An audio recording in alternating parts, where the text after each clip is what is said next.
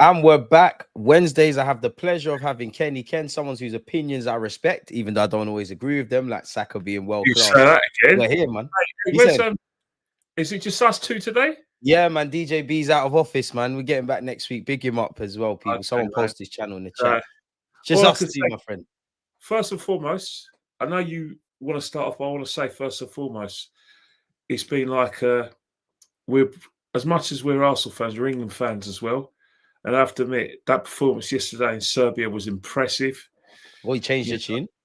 Yeah, let's just think, man.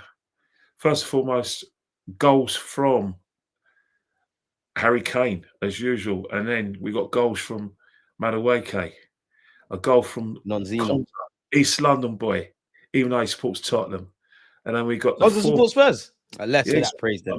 He supported Tottenham as a kid, didn't he? He's the East London boy from Beckton. And then we got Mark Gahey. I still scratch my head and always ask the question: why the hell did it? Oh, here we go. SLD started. Yeah, he started again. Bad football early doors, man. Yeah. Anyway, and then we've got Gahey scored his first international goal, and then Marcus Rashford gets a penalty. So it's one of the things where England are well on course.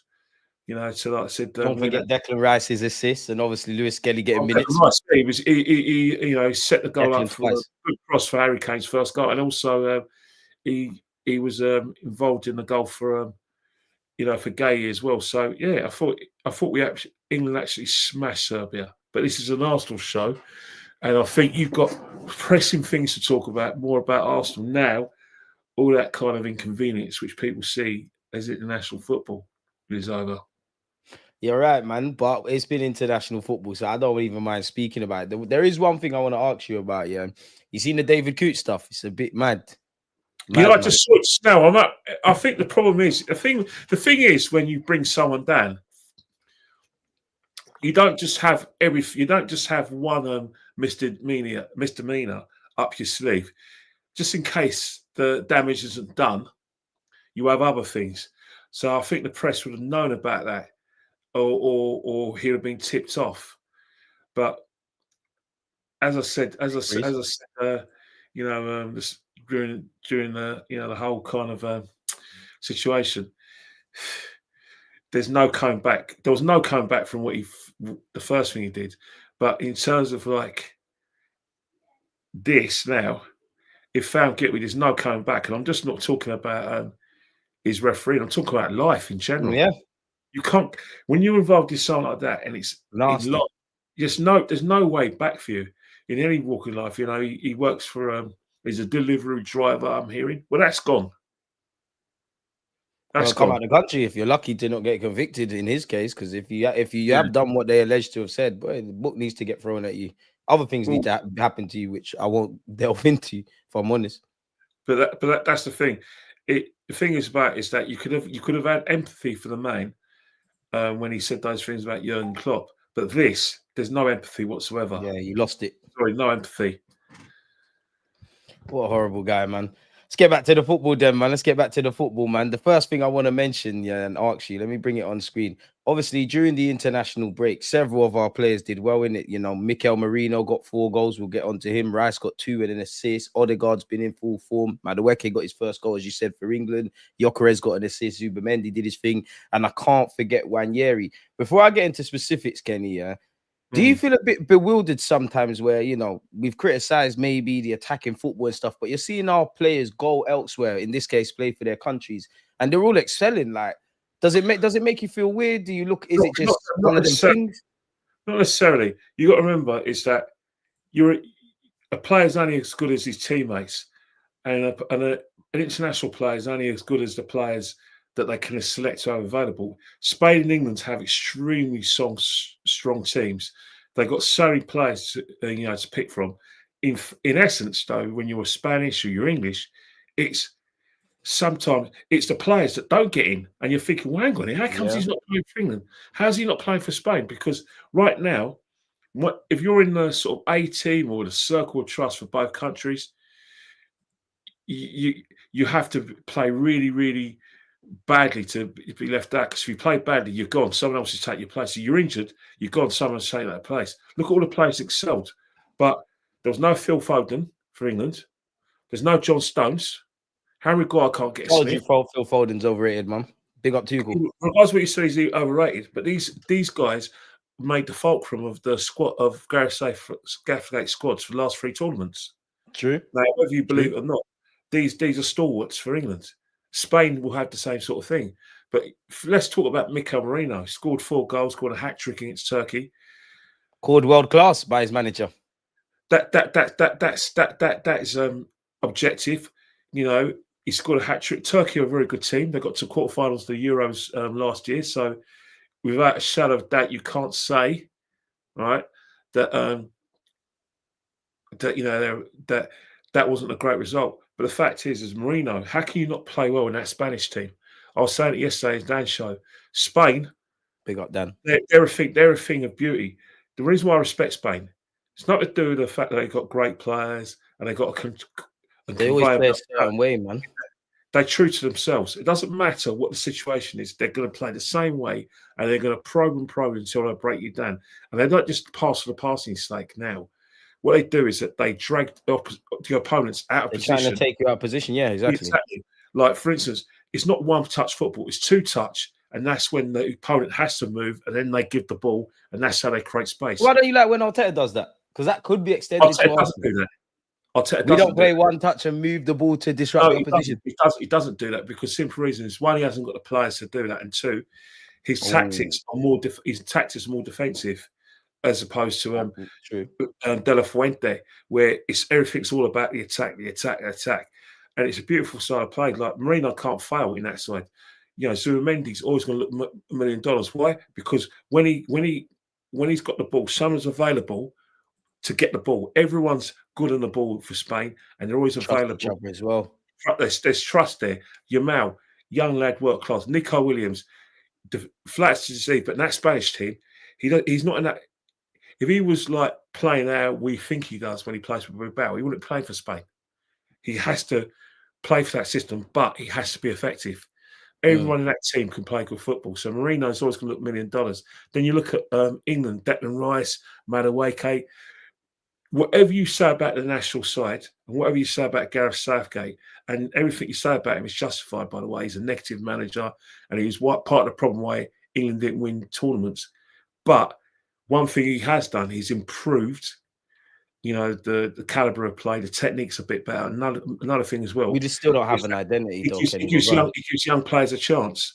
And what's happening is that it's no accident that the reason why the national team's strong, because the youngsters, the under 21s, the under 20s, these guys have had a history of winning tournaments at junior level. So when they come to the when they come to the national side, they're going to look good. So Rice cannot fail. He's got excellent players to play with. But as you play for Arsenal, you've got to remember, Thomas Tuchel manages England, De La Fuente manages Spain. Mikel Arteta is in a situation where he manages Arsenal, where I think he's got scars from 22-23. Needs to get over that or let them heal now. Yeah, well, they're not going to heal because simple reason is that the same things Mikel Arteta was worried about. We were criticising Liverpool for 2 weeks ago. They won 2 games, but we criticised them because they let in 4 goals. We actually thought they're beatable, they're not playing well, and that we're going to Anfield and turn them over because... Yeah, but the funny thing is, as you know, Kenny, is no matter how defensive or offensive you want to be, you need to keep balls out the back of your net and put them in the opponent's. You're not wrong, but Arteta needs to fix up. Yeah, but the fact is that Mikel Merino, he's always going to do well in that Spanish team. Always going to do well. He's always be effective. But if Spain had all the players available, he may not start. Zubimendi may not start. But the fact is that he'll be starting unless Rodri's out. Well, the fact is that when they do come in, they know the system and they're available. Now, when he plays for Arsenal, he can play 3 or 4 positions. He's a very versatile player, just like Kai Havertz. Like Kai Havertz, he's very tactically important to the manager. But for us, on the eye and our eye test and what we want from a player, he's not what we would want, but we appreciate the fact he's effective. But if you were to pick your best Arsenal teams, you wouldn't put Mikel Merino in those teams because you would It's a bit mad because you wouldn't, yeah. But you see, like if we're in semi-finals and quarterfinals, this is going to sound so left field, Kenny. But I trust him a lot more than players more talented than him. Like if we're playing Real Madrid and all them sides, I know he's on this. And therein lies your point. Kai Havertz and Mikel Merino are your horses to horses players. You have to have those sort of players.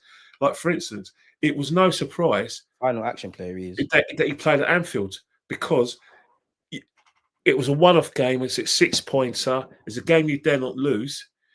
Despite the fact you were upset that Eze didn't start, despite the fact that I was upset. Had a bit of a stinker for England, Eze, but we won't mention that again. From a coaching point of view, if you need someone to do a specific job from you, the two players in that team you'll pick are Kai Havertz and Mikel Merino. Whether you like it or not, they're not an eye test. They're not what you expect. But when it comes to effectiveness, if it works, you think, yeah, I can see why those two being selected. Can't disagree, man. And I think just Merino, for me, I think he's a final action player. I don't think he's terrible. I think he can pass the ball. He can obviously play in midfield. He's obviously intelligent, as you said there, yeah. And it's more exaggerated for Spain because obviously they're better and they're not reliant on him. But he clearly is same goes for Kai. He's very intelligent. For me, though, I must admit, and I prefer him up front. I don't really want to see Mikel Merino. I hear what you're saying, but there's another thing as well. Not only because we've got injuries, if we have injuries in midfield, of course you'll consider Mikel Merino. If we're having a situation where, obviously, with Kai being out injured, you may not rotate Gyokeres as you would with Havertz Gyokeres, but with Mikel Merino, anything happens to Gyokeres, you now know because of what you saw last season, Mikel Merino can definitely do a job for the team. And he will score goals. Should we have started? Hindsight's a wonderful thing, but should we have started Merino in midfield? I mean, up front versus in midfield against Liverpool? No, it worked last season. Not at all. Because the other day, you have to lay down a marker. You have to have your best players available, and the striker you spent loads of money and effort getting into the club. You have to place. You have to trust Gyokeres. I said it, last week. There's two things that have to happen with Gyokeres. But either way, regardless of those two solutions, he has to hit the ground running quickly because we can't afford to not fall behind the eight ball when it comes to challenging Liverpool. Facts. So either Gyokeres, gets in tune with how Mikel wants to play, and we all know Mikel's got like I said, the strict way of playing. It can be adaptable if he chooses to, but he prefers to play a certain way. It's down to Gyokeres to get in tune with that. Or Mikel Arteta realises you've got a goal scorer who's scored 90, nearly 100 goals in 2 seasons, and you say, you know what? I need goals in my team. I'm going to get the best out of him by changing the way I play and get the ball forward quickly. Either way, restarting against Nottingham Forest, it has to work. Because, at the moment, we know he's not fit. At the moment, we know that he didn't do anything at Old Trafford, he didn't do anything at Anfield against good sides. And it's not such a goal against Leeds as great as it was. There were still attacking creative issues there as well. It's not such a bad thing. Right, if he's a flat track bully, well, there's no harm in that because last season we drew 14 times. And some of those draws weren't getting our rivals. They were against teams we should be beating. So the logic is we get this guy in because the teams we should be beating, where the defences are not as good as their rivals, this guy will pulverise teams. But if we don't create Kenny, then how, like him being a flat chat bully, I'm with you in that. I want you to score against every team. But cool, people say top 6 is not an issue. It's the smaller teams. I hear that, and I think people hear that level of logic. But if we're struggling to create anyways, and we're gonna play the smaller teams that are gonna be compact, how far does Gyokeres even be in a flat chat bully? Like how many clear-cut chances have been created? Like it don't really matter if he's a flat chat bully. If you don't give him nothing to work with, we do create chances. We don't. To a certain extent, we do create chances, but a lot of it's from set plays. A lot of them from set plays from Declan. Lots of in terms of dead ball situations and corners, or we get the ball down the right hand side, and we have a go occasionally, because most of our good work, our attacking work, comes from Saka's side, I ain't And having this, Kenny. I'm not gonna lie. yeah, it comes from Saka's side. It comes from Odegaard. That's where it's going to come. So from the little creativity we have, that's where they're going to be at their best to get the best out of Victor. Or what we do is we tweak the way we played and play like we did in 22-23, where we were strong on both sides, where the midfielders got into positions where they were creating openings on both sides, not just one side. Because now Can't we've got disagree with that. Zubimendi in the team. Zubimendi could sort of like not so much hold but dictate. Declan Rice can come up the field and be a box-to-box player. That will in turn With his create engine. space. Engine. So that's how you get the best out of Victor Gyokeres. But the situation is that whatever happens, no matter how much we want to play, under no circumstances is Mikel Arteta going to want to be in the situation that we were in 22-23, where we got absolutely murdered on the counter-attack. We got mullered. But I hear you, Kenny, yeah, and I don't think that's wrong. And for me, I think people exaggerate a bit too much with the season you referred to, because obviously we was great going forward. There was a lot of games on knife edge, we struggling to defend. So I'm all for Mikel Arteta doing that. My thing is just balance. I think you've done the hard work in midfield. I think it's personally harder to coach good habits in defense, because you have to be a bit more switched on. Attack can be a bit more random. And as you know yourself, you've been on this earth longer than me. There's many ways to defend in it. Dark arts, taking this thing out of the game, all of those kind of traditional defending, all of that. They always say attack's a form of defense, Kenny. So why don't we ever do that? You leave some man exposed defensively, it might give us a bit more. We might get caught on the counter with Saka in the gaps, but Saka up there might, you know where I'm going with it. It's an evolving situation, because you have to see if it evolves. Because last year, as much you could maybe argue for Mikel that he didn't have the personnel, not that it bothered him, but right now is that Mikel's got options now. He has Eze in the side. Lot of them. He's got a problem in that Madueke has done nothing wrong. Madueke's upped his levels. I'm not talking about international level, where he was the better player, not the best player in the last two games. We've seen some of that at Arsenal. Obviously, for some Arsenal fans, it's never going to be good enough, is it? Because he's not Saka. He's not a player that we wanted. He's not a shirt seller. We didn't want him. Chelsea. The only way we're going to accept Madueke is if he scores the goals and there are genuine assists. We don't want Madueke to just cause some problems. We want end products from Madueke. That's why I like the England performance off that right-hand side. Madueke, purple patch incoming. That's the thing. He was trying to do that at Anfield. He was trying to do that in the games that he played. But what's happened is that we accept it when Saka doesn't do that, but we're never going to accept it from him, because he, as far as I'm concerned, he's not there to evolve slowly and build himself into the team. He's there to hit the ground running, because he has to prove us wrong. In scenarios like now, especially when Saka's obviously got injured, like for like in. So, because basically, he's in the intro we put him in is that, oh, another Chelsea player. We want to get him out of that intro and say, right, he's one of us. Because right now, we now know what we saw of England. He's capable of doing it. Now we need to see it for Arsenal, because he will get games. Saka's going to be injured. Yes, we say it's 3 to 4 weeks, but it could be 3 to 4 weeks. But if he plays like he's been playing for England now, he's tried with us. You don't have to rush back Saka. But the problem we have with Madueke is actually not a problem he's making. It could be a problem of Mikel Arteta's making, but it's actually a problem I'm making, because the position where if Saka comes back, you're not going to put Madueke on the bench if he's playing well. So the position he's going to occupy is a position you want most of the fan base want Eze to play, because there is a conundrum. Before Eze came to the club, we said, right, we've had enough of you, Martinelli. We're not playing inverted. You all bets are off. Trossard, you're a dibbly-dobbly. All bets are off. Madueke is going to play that position. But now we've got Eze. He's playing that position. So he's got, because the other day, I say to Arsenal fans, not such the manager mostly, but to Arsenal fans as well, as much as we all are celebrating the fact that Eze came to the football club, we all did our videos, we all did a little jig.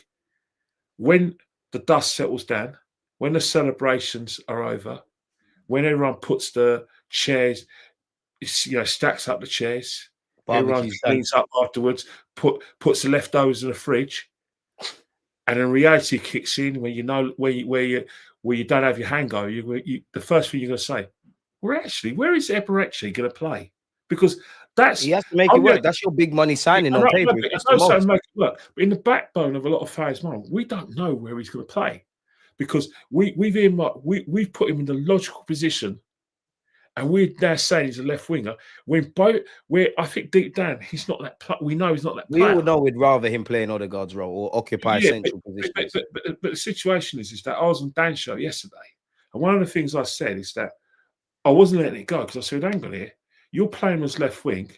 But you see left wingers at our club under Mikel, where the way he played at Palace is not going to be acceptable at Arsenal, because I always use this sort of like hand movement, up and down, up and down, up and down, track back, prevent overloads, which is not in his game.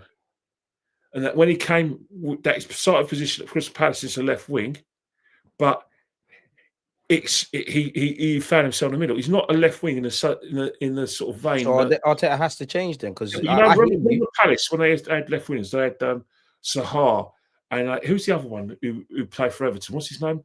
He's a guy from Wembley. Balassi. What's his name? Balassi. Those guys had the touchline. Balassi and Sahar. That's out of the game now, man. It's all inside forward.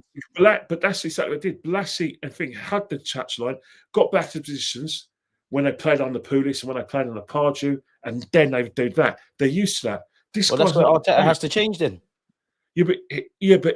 But he's not that player. Get some defense elsewhere. Well, you bought the players. I'm not saying you, Kenny, but you bought the players. You have to make it work. That's not the point. I know Eze's not a long-term left winger, but that's where it's an opportunity to change the way we play and get the best out of these players. But at the end of the day, when you're entrenched in that way of playing, and it's just not where you have to win where basically I just think, I just look at Arteta, I look at Marino, and I look at Guardiola. They are disciples of Bielsa. Win the ball back. Run. So is Gabriel Heinz. I read the article and he's doing but if you look at Leeds when they came up, the Bielsa style of play is run, win the ball back 6 seconds, control the game. Do not lose the ball. Don't have to be overloaded. You know what I mean? And you've got this gem of a footballer who won the FA Cup virtually alongside Mateta and Sarr with Crystal Palace. He's come out to us. The lens that we're looking at is Crystal Palace Eze. He's come to Arsenal. Are we going to see Crystal Palace Eze? Are we going to see a guy who may not get games because he's not going to be able to sort of like? You're not wrong, Kenny, but this is where it's all on the gaffer. You've got the options. Yeah. You've signed off on the players. These are good players. And me and you disagree on a lot of things. But one thing I think you've probably, if it's not myself, been very consistent on, as you kind of alluded to, once you get past the excitement of finally having a striker like Gyokeres, finally having Eze, being intrigued about Madueke, having stronger depth, in the attacking sense, like we're not really creating stuff. Like we kind of jumped over something, but I mean, it's going back to where Gyokeres is concerned. I actually think Gyokeres has adapted. Bearing in mind he's not fully fit. Is he the most pretty? He'll have to adapt. He already does. He's dropped deep. He pulls to the channels. There's still no chances being created. And I don't want 3-4 chances every game because you can't expect anyone to just get 2 chances and put them in the net. There's still problems. But the situation is just that we're not Liverpool, are we? We're not a Man City. We're Arsenal, so Mikel Arteta make us that because I know you can coach attacking. We're not. You've done it. As much as Slot has brought some sort of pragmatism to big games when he plays for Liverpool. Liverpool, one thing he hasn't changed is that he knows that Liverpool have to create chances. They're an attacking side. They're the archetypal attacking side. Last season, regardless of what you thought about him, where obviously it wasn't so much like, Guns and Roses kind of football. It was more Mozart and Peter and the Wolf with him. One thing that never changed is the way they attacked. You know what I mean? Yes, he was pragmatic when he played against us 2 weeks ago. But when they won the second half, when they got in amongst us, they started to play attacking football. That's what Arteta needs to, because not taking a risk is a risk. The only form of defending we don't have is we don't attack. If we're having a fight, I need to bob and weave and do all of that. But if I'm hitting back, that's defending. We need that now. Yeah, but yesterday, so when I was on the show with obviously Dan's show, I got the impression from Christian and Miguel that they said that Arsenal always play something, they're adaptable. And they mentioned the games that we won heavily Man City, I think they didn't mention Lisboa, but I think it was Real Madrid. Did you notice in all those games, the reason why we smashed these teams to pieces, Crystal Palace away, is because they made the mistake of attacking us, and that in turn sets up our tactics. And also, I do you one better as well. When you look at those two games, yeah, kind of on the theme, Kenny, with how Mikel Arteta, the team's kind of picked himself, and he's got a lot. Take nothing away from what the players did and the coach, because he can clearly coach. But the team picked itself. Like, I know people talk about Real Madrid's players and whatnot, but we didn't have a fit side. You had no choice but to bust Kivio. You had no choice but to go with Merino up front. If we play them tomorrow, it's different, because now we're looking at you. I do think he adapts, but I think Mikel Arteta adapts two ways. I think he adapts when you have no choice, so I guess out of necessity. Oh yeah, and then it's a random one, Kenny, in that he won't. You see how we're calling for him to play, do this, do that. He won't do it for like 20 games. And the one time where we actually just want the same thing out there, that's when he tries the BS and it don't work. Look, all I'm saying about Eze, we could be wrong, but we were sure that he was going to start Anfield, and it didn't happen. So the conclusion we got to come to is that Eze's got to work his nuts off and start all again. 100%. Like, it was at Crystal Palace, it was at QPR, went to Crystal Palace, and it was a continuity where he was the main man at Crystal Palace, at QPR, went to Crystal Palace, where he managed to get himself in a situation where, again, he became like one of the main men. I know Sahar was still there, but after Sahar wasn't going to be there long, and it was basically a team built around initially, before Glasner got there under Patrick Vieira. It was basically a team built around Conor Gallagher's pressing, and it was built around Alicia and Eze. And then obviously when Glasner came to the club, he kind of tweaked it a bit. Elise was just about to leave anyway, but it was a case where he got Sarr into the side. He got he still had Eze starting to work, and he got a lot out of Mateta. So in that way, they've decided to start a play. Now he's come to Arsenal. All the pedigree and reputation he got at the other London clubs, QPR and Palace, it's a different case at Arsenal. He's just another good player. He's a big fish in a small pond. This is at Arsenal. It's the ultimate step up, and it's not just because of the club we are and because of the competitions we're going to be playing in, and the competitions where we're expected to get to what are called the final hurdle, and then who knows what happened. It's a step up because of the manager and the manager's expectations. You know what I mean? And I think that's not just the same for Everett, it's the same for Victor as well. Remember, Victor was at Brighton, then he went to he went. Every attacker is going to struggle if it stays like this. Played the championship, played for Robbins, did well for Robbins. He's moved to Lisboa, played a lot for Amarin. He's now come to Arsenal. It's a step up now for both those players. A step up. We've got potential quality in the side, excellent quality, but in terms of like the expectations, it is a step up. It is a massive step up, and we need those two to sort of make that step up. And like the comment we just seen, is it JD? Can you just bring it up about you said about 20? Yeah, JD's right. That to this day, I think that is Mick Arteta's best side. 23-24 was his best side, but it kind of came by accident. With first half. No. What I'm trying to say, 23-24, the way we're playing now is how he initially played, and then afterwards, after we came back from Dubai, we found players got into form. Odegaard was in form. Declan Rice was banging. Oh, we got to discuss Odegaard soon, Kenny. We discovered that Havertz could play a false number 9, and we were basically battering teams. And believe it or not, that's when we actually looked like we could win the league. That run towards the second half of the last season that year. Or maybe we might just do it. We looked like champions. The only problem we had is that because we were behind the 8 ball with Liverpool first, who were basically 7 points ahead of us, it got it down to 5 points, and then you had Man City waiting in the wings. There was no margin for error. So, despite the fact we found margins for error, front runners, it was always a case that if we dropped points, we lost, and Man City got in front of us, they were not going to let us back. Yeah, but they're gone. Lewis Hamilton thing, they're gone. Without a shadow of that, is Mick Arteta's best ever team. easily. And what we want the 25-26 side to be a replica of that. But for it to be a replica of that, he has to get the best out of Eberechi Eze. Which draws me back to Eze, Kenny, because but go on their part, the step up in expectation, the step up in class, and the step up in levels, they have to make that level as well. But do you think they're down? Do you think, I'm not accusing anyone of anything here, because I think you are right in that, with the greatest of respect to Crystal Palace, not saying we're the biggest and baddest, but it's the same if Eze went from Palace to any of the top 6, top 5 and Spurs. You're just, it's as dumb as it sounds, you're just a good player in and amongst other good players. But then at the same time, yeah, I understand if Mikel Arteta thinks he's not a winger. I don't agree with it, and he doesn't want to play Martinelli. He's got his favourites in Odegaard. He doesn't want to change Rice or Zubimendi and all of those kind of things. I get it. I fully get it.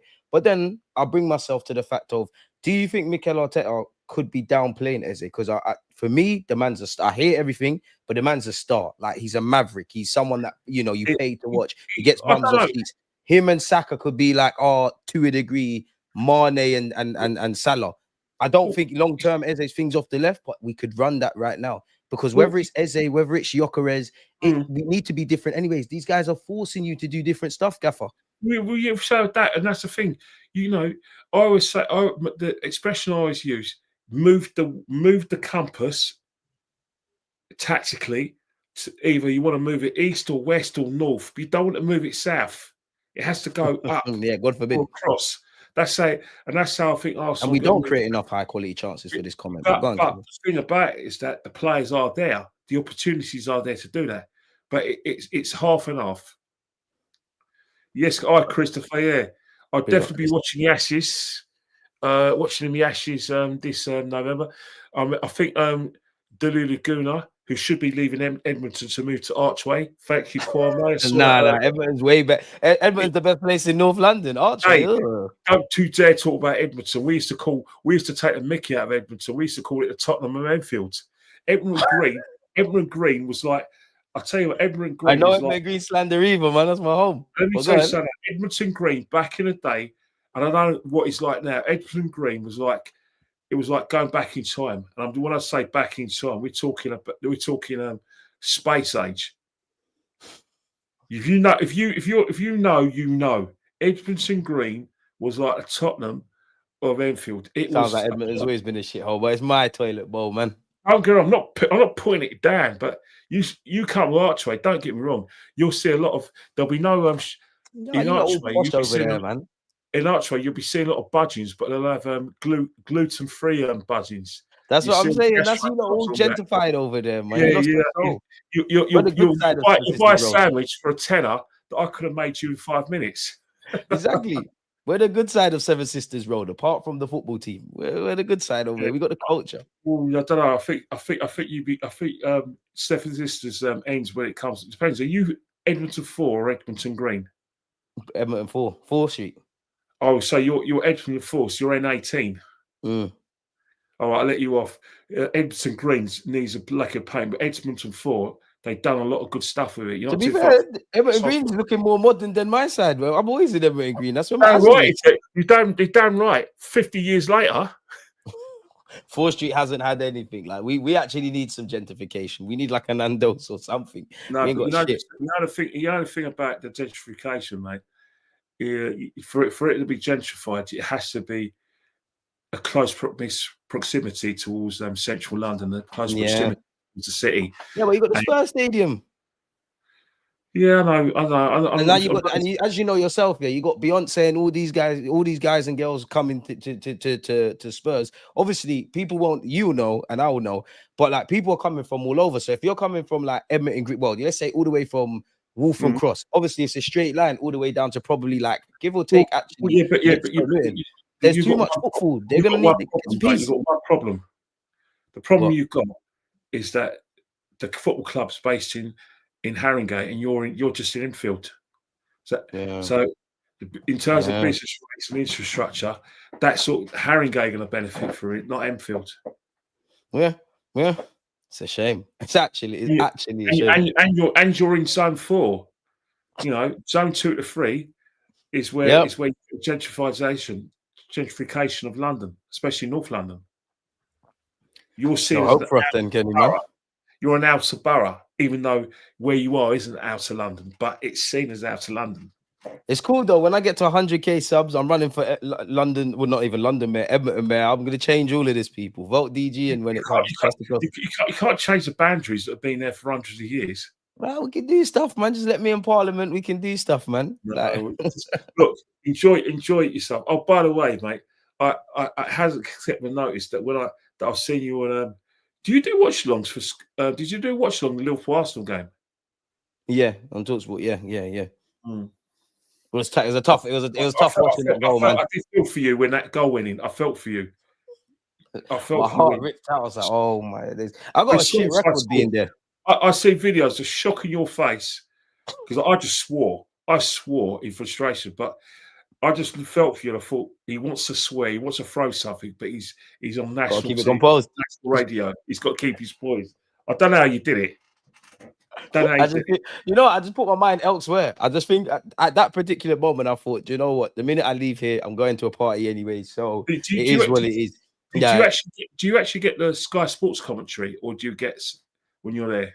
When I'm there, no. It's literally just us talking. Obviously, like but like the TV cameras. Are they from Sky or from They got like the Premier League rights. Well, they got all their rights, all of their rights. So they watch the 3 o'clock game. So it's not like hear the commentary when it's on. Well, we can't hear the commentary, but yeah, all the games.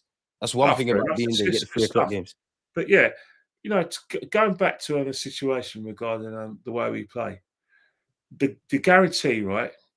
Because I was arguing with Gal, and he says, "You can't look in the crystal ball. You don't know how to play." I said, "Look, Gal, whenever you watch Arsenal play, 2 things you kind of can close your eyes. You can say, right, this is a style. This is the formation. This is the style of play. This is the personnel." And he's going on like our manager at the moment. He's some sort of like innovative, like a sort of like. No, we need that now, man. Because he's not them. He's not them. Like me and him had an argument. Me, him, and Christian had an argument about PSG away in the second leg. Did you see it in the second leg where they were saying that he changed things for the second leg? And I said, "Well, second leg against you, PSG." And my argument was, when they beat us 2-1 in Paris, I said, my argument there was no change. Partey came back in, so naturally other players went back in their role. My argument with them is that the only reason why he changed the way he played is because if he went past for toe with PSG, they would have killed us. They would have been dead. So the first 20 minutes, when we were playing the long ball game and we used set pieces, what I said to them is that we're trying to nick it and build from that. Yeah, we built from that. But when PSG weathered the storm and Marino started catching the ball and started dominating an area, and after that we were dead because we had to play football. We gave it a good goal. We just weren't levels. Yeah, but after that they dominated the game. They murdered us. Actually murdered us. But that's the thing, Kenny, though, man. It's like I think we're at that point, and I think some fans are guilty of it, yeah. And I hear it, we even when we lose, we don't get battered. We're even with the Liverpool game to a degree. The fine margins and the relevant statistics that people brush over tell you the story. But possession, shots on target, what the it's never going to happen under this manager. But my point is all of that stuff is even. My point now is there's a reason we all love football. You're older than me, and we always have good conversations about how you watched Maradona and we saw Declan Rice against Real Madrid. Those things that you can't factor in football as to no one could see happen.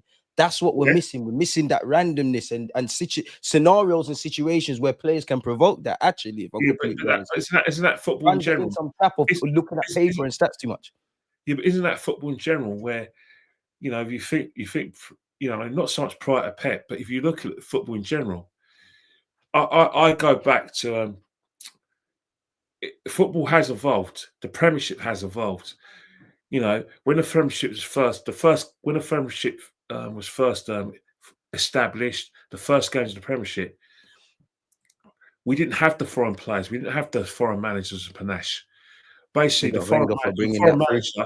If the only foreign manager we had was probably Aston Villa in 1990, where they had a guy called Joseph Venglos, who managed Czechoslovakia in the World Cup, and he got the job for one season at Aston Villa, Joseph Venglos, and then he lost his job, and they gave that job to Graham Taylor. I think they gave the job to Graham Taylor, and then he got the England job. But if you look at it, we had English managers. The only foreign manager was Scottish or Welsh, or maybe Northern Irish, and basically the blueprint for English football was devised by a guy called Charlie Hughes, where it was basically a long ball game. So most of the clubs were playing long ball football, and it became the refined long ball. And then obviously, when we started getting the foreign players like Cantonars, Man United led the way, Nottingham Forest were trying to lead the way. Everyone wanted to play football now. It was no long ball. Everyone wanted to play football because England didn't get to the World Cup in '94. Terry Venables came with England. You remember? I don't know if you're old enough to remember Euro '96, but you would have been told about it. Euro '96. Yeah, I went there for that. 3 lines in the chest and everything. Everyone wanted to play football, and it evolved. And we got foreign players. We started getting foreign managers, and then we started playing attacking football. And then, obviously, Marino came along. He basically. Don't forget Wenger. Don't forget Wenger. Obviously, you mentioned Wenger. Where obviously he had the Harlem Globetrotters, which I call our team, where basically at Arsenal, it's how you wanted it. If you want to play football, yeah, we'll play. You want to fight? Yeah, come on then. We're big enough. And that's what we need now. We were like a team for all seasons. And then obviously Marino came along, got big lads who replicated what we did. And then tactically, he saw off the Invincibles. And then Sir Alex Ferguson came again. He had players like Ronaldo and all those players. Ronaldo, Carrick, Ferdinand, Rooney, they tend to dominate. And then after Sir Alex's retired, you had Pep came along. And then slowly and surely, when Pep first came to Man City, they weren't playing the way they're playing now. They're an attacking, dominant side, scoring goals for fun, getting 100 points, 98 points. And then they've evolved into this side where everyone wants to play like them. And I think that's how football's evolved, is that we've moved at times where now to play football, you've got to be an athlete. You're actually more useful to your side, just as useful to your side when you do things off the ball than you are when you're on the ball. I'm happy you said that, because when I said that on my stream, people said I don't know what I'm talking about. Well, that's exactly how football's evolved. Whether you like it or not, defenders, it's not just defenders shouting if you don't work off the ball. It's managers. Do you remember the Spurs documentary? The one, the Amazon documentary, where and we see it with Arteta every week as well. You remember with Spurs one, Lloris and Song were having an argument because towards about the end of the first half or something. In the first half, Song's not making that run, and Lloris is ready to fight him. Now they both play for the same team again. Yeah, but that's the thing now. Off the ball, Ivan Toney. Why do you think Ivan Toney never got a gig after he left Brentford? He had to go to Saudi Arabia because a lot of people were impressed with the fact that he scored loads of goals. They liked that. Off the ball, they weren't having it. Arsenal were not interested. Man United were not interested. Spurs were not interested, even though all the teams needed a striker. It's what he does off the ball, and that counted against him. So is that right or wrong in general now? For modern football, it's wrong. For the way we like to play, it's wrong. But for managers, yeah, it's the right thing to do. You have to be good off the ball. You have to work. Which I hear, but I would say Arteta, cool, 50% Gyokeres do that. 50% just put the man in the box. Yeah, but that's not just. But that's everyone. Look at Damien Vardy. Jamie Vardy, he was in his first. He's still chasing our defenders and working on. He got to move to Italy as well. He's nearly 40 when he was at Leicester, and that's the thing. If you don't do that, you don't play. And that's the reality of it. That I agree with. Managers do not care whether you score 30 or 40 goals. They don't want that. What they want, they'll rather you score 15 or 6, between 15 and 16 goals, but we're difficult to beat, and the goals come from all over the shop. You know what I mean? Haaland and Mbappe are the exception to modern day football. The way the game's because of who they are and the standard they play. Yeah? Mbappe is the best player in the world at the moment because the stats suggest he is. Statistically, he is. He's won the World Cup at 19. I hear you, and I used to say that, but in the last 2 years, the Spanish thing has come about. There's other players catching up to him, but right now, Yamal's best in the world, Kenny. Right now, you get his records. You look at the teams he's played for. His record suggests he's the best. I think Mbappe is disrespected in today's day and age, if I'm brutally honest. Haaland as well. But the Mbappe who had a shit season at Real Madrid, scored 30. How do people say that was shit? How many goals he Yeah, got? but he scored was it 34 La Liga goals? And Yeah, man. People just fixing their dirty mouths to just say anything. He had a crap season and he was a flop in Spain, but he got 34 goals. Make that make sense. Because people got agendas, man. People say, oh, he's just a kick and run merchant. Mbappe is absolute special. He's an Arsenal player that's never going to play 27, and he's got 52 goals for his country. He's not even 27. He's not even 26 yet. And he's got 52 goals for his country already. He's ridiculous. Yeah. Ridiculous. Haaland's record is insane. 27 this year as well. Time flies, Mbappe. He's insane. But they're the exception to compare. Now, when you compare them to other strikers, they're an exception. Most strikers, will, if they score 20 goals, you pay £100 million on them. It's a fact, though, isn't it?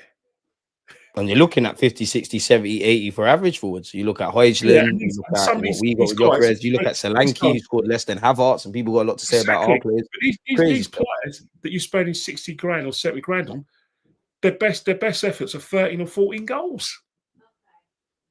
And I think we've got the capacity to. I genuinely think we've got the capacity for Saka to be in double figures. Mainly Eze on that left-hand side, if he was there to get double figures. Gyökeres to get double figures. Mikey, I'm sorry because I know me and Kenny have been speaking. Yeah, I'm sorry for leaving your question up, so I'll get to it now. What are you saying for this, Kenny? What are you saying for this question, Kenny? Have we not seen this? Have we not seen this season is maneuver teams out of low blocks to mid blocks? Wasn't this how we set up Gyokeres to score the kind of goals he likes to score? So I think he means moving the ball out of a low block into a mid block. I think that's what he's saying. I'm unsure. No, I think Mikey's right. I think that's but that's the situation with the personnel you have now. Like, for instance, the three players can get us into those situations are obviously Eze. Zubimendi has been brought. That's why you always hear me saying that you can't compare. God's green earth, Mikey, have we been pessimistic? What are you talking about? The green shoots. There's nothing evident that we're doing different. But anyways, Kenny, go on. What the hell? But what I'm trying to say is that with Zubimendi in the side, he's not Partey, but what he does, he gives us something different from Partey. Because it gives us something different. You can't compare them because one's a disruptor and helps the conductors. This one is not a disruptor. He's a conductor. He's a different kind of number 6. He's a conductor. But what this conductor does, we wanted this conductor to do. We've got this conductor in the team because teams are setting up defensively against us. You know, I think you said it last week in that Zubimendi was bought for Europe, and I think it was an interesting way you phrased it at the time. I still believe that. I still believe that one thing in Europe that any team, especially an England team, needs is that if you want to win the European Cup, you have to have someone who can dictate the play. You look at the times when English clubs have won the European Cup. They've had players who can dictate the play. Liverpool did in 2019 when they got to the final. They had players who can dictate the play and close it down. When Chelsea won it in 21, they had Jorginho who can close it down, dictate the play. Man City, you see the midfielders they had in 23. You can even go back to all the times in Europe. You have to have someone who can dictate the play. International league, the Champions League is akin to international football. It's all about keeping the ball. That's how I look at it. And I think this is where Zubimendi comes in. So, you know, we've shown this last couple of seasons that we want to be competitive in not just the Champions League. The league. We want to be contested in the Champions League. The two reasons why we lost our games is because one, we had teams who were better than us on the ball, better than us in conducting them. And could take those fine margins, those two chances, and do their thing. Midfield were better than us in those two games in 24. PSG, as we know, were better than us in midfield, and they matched us for aggression when needs be. Well, let me ask you that, Kenny, because you said PSG, and that's a great example because of what we've seen Luis Enrique. Now, I always say, obviously, we are not PSG. Luis Enrique is many different worlds and galaxies, even apart from Arteta.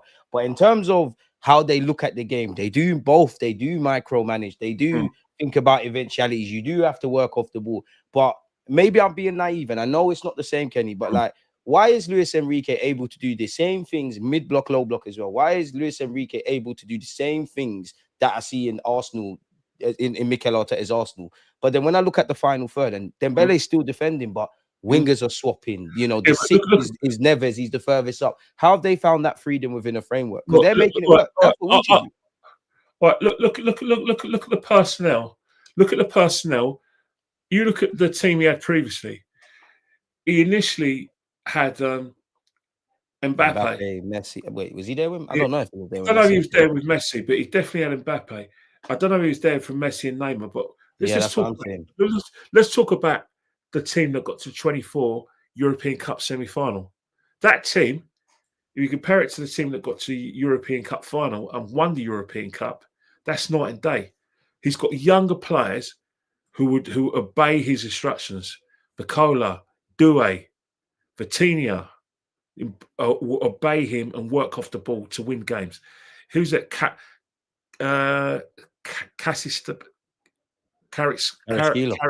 Yeah, but he's got a tune out of Dembele. They always say Dembele attitude, all this jazz. But they would not won the European Cup if they didn't do the groundwork. They didn't work hard to the ball. He's convinced all those players to work off the ball. They're all ballers. Bacola's a baller. Doué's a baller. I think we do that. Arsenal needs to do his part now. Dembele, you know, should win the Ballon d'Or, but Liverpool fans want to give it to Salah. But you know how this works. But he works hard for the ball. He works hard. You know, who else is in midfield? Was it Palhinha? No. They got Neves, Vitinha, Neves and Vitinha. They work their nuts off the ball. And especially Neves, because he's the sixth on paper. Sometimes he's next to their forward. Arteta can do this. Have you noticed that they work their nuts off? And basically, their fullbacks can initially they like to go bomb on as well. But if need be, they will invert. But what's happened is that they're very strong with the ball. Now, last season, he had players who weren't doing that. Hence the fact that when they played Dortmund, they lost home and away in those two legs because Dortmund, basically, all they did, low block, got the goal, and then shut up, closed the door. The semi-final, second leg, Dortmund and PSG, that was basically a team that waited, made themselves difficult to beat, weathers the storm, and then Hummels, head up, boom, shut the door. And that's how they got to the final. So do you think it's a case of like, there both is freedom within a framework, yeah? And then obviously, I'm not saying this to Kenny, but for people that are listening, I'm no way suggesting individually and collectively Arsenal and PSG are in the same realm, right? But I do think both teams are very intelligent. All the players know what they want to do and where they need to be and all of that. I think the difference with Luis Enrique is I think he leaves nothing to chance. I think he tells them what he wants to do. I think he micromanages and all of that. But there's still a couple percentages of you lot go out and play. You lot are sensible. You know when you need to track back. Should Arteta stop holding people's hands then? If that I hear you, but let's not forget no one can micromanage. What's his name? Can manage Mbappe. You know what the situation with Mbappe? Basically, the PSG owners they're as good as told Mbappe in order to keep him and stop him from going for Real Madrid initially. They basically told him he ran the club. They gave him a blank check on everything. They gave him a blank check in player salary. They gave him a blank check around the club. I'm surprised they didn't give him shares in the club. They were that desperate to keep him. So there's no way. Probably does have some hidden shares. Manage him. Wheeled out the French president to keep him 1 year as well. There was no way going to happen. So like that, you're not going to and it wasn't just him. There were other players as well who basically were not following the lead. Now, when you've got Doué, a kid, Bacola, a kid, Vitinha, I think that Vitinha, he's at Wolves. They missed the trick. He was playing he wasn't. What I mean in lows, he wasn't playing in a top league in Europe. But he came. He came to PSG. He's going to do as he's told. Neves is going to obey him. Dembele, they had a falling out before the game at the Emirates. These men are going to obey Arteta as well. But Dembele didn't initially do it. Let's not forget our best he bought performance into last Luis season. Enrique still. Our best performance last season, where we played total football, we looked brilliant, was against PSG in the league game. We beat him 2-0, but that was our best performance. Then Bele didn't play because he fell out with his manager. Yeah. And then he's obviously wheeled himself back in, and exactly. The rest is history. But in order for him to get back in the team, he has to obey the manager and work his nuts off the ball. And just face it, he did all of that, and he got 35 goals in the league. And I think he got about 40-something goals, league and cup goals, and he's won a Champions League. The only thing he didn't win was the World Club Championships, but he got the final. Yeah.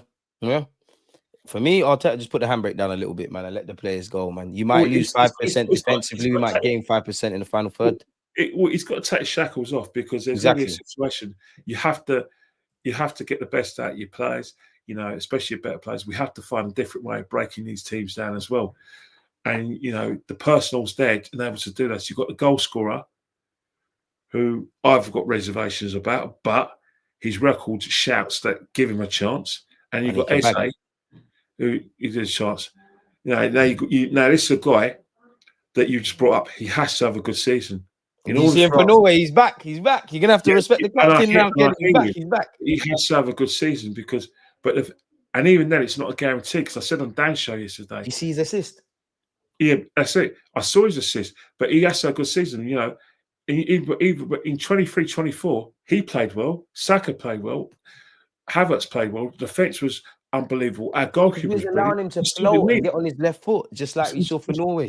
We still didn't win. Partey came to the fore was good, but we still didn't win, because at the end of the day, we left it with no margin of error. This time, where there's no margin for error, he has to get to the best ability. And I'm sorry, it was only Moldova. I'm sorry. Moldova. You can only play what's in front of you, Kenny. Yeah, but even so, when you play teams like Moldova, it's not you're going to win. It's a case of how many you win by. He's playing for Norway, so he's only got 2 decent players. The fact is, he's got no credit in the bank. He has no credit in the bank. He's our captain. Of course, he's got credit in the bank. This is he hasn't. Because last season, his form was so bad that as far as I'm concerned, despite the fact on one ankle though, Kenny, man, it doesn't matter. He's got no credit in the bank, because the standards he set in 23-24 and 22-23 was way below. He let's not forget. Yes, he had an injury, but he was back. He came back for the Chelsea game, which was in November, middle of November. He came back. In fact, I've got the date of when he came back. I think it was a Sunday. Wasn't it the 10th, the 10th of November on a Sunday? What, last season at the Bridge? Last season at the Bridge, it was the 10th of November on a Sunday. Yeah.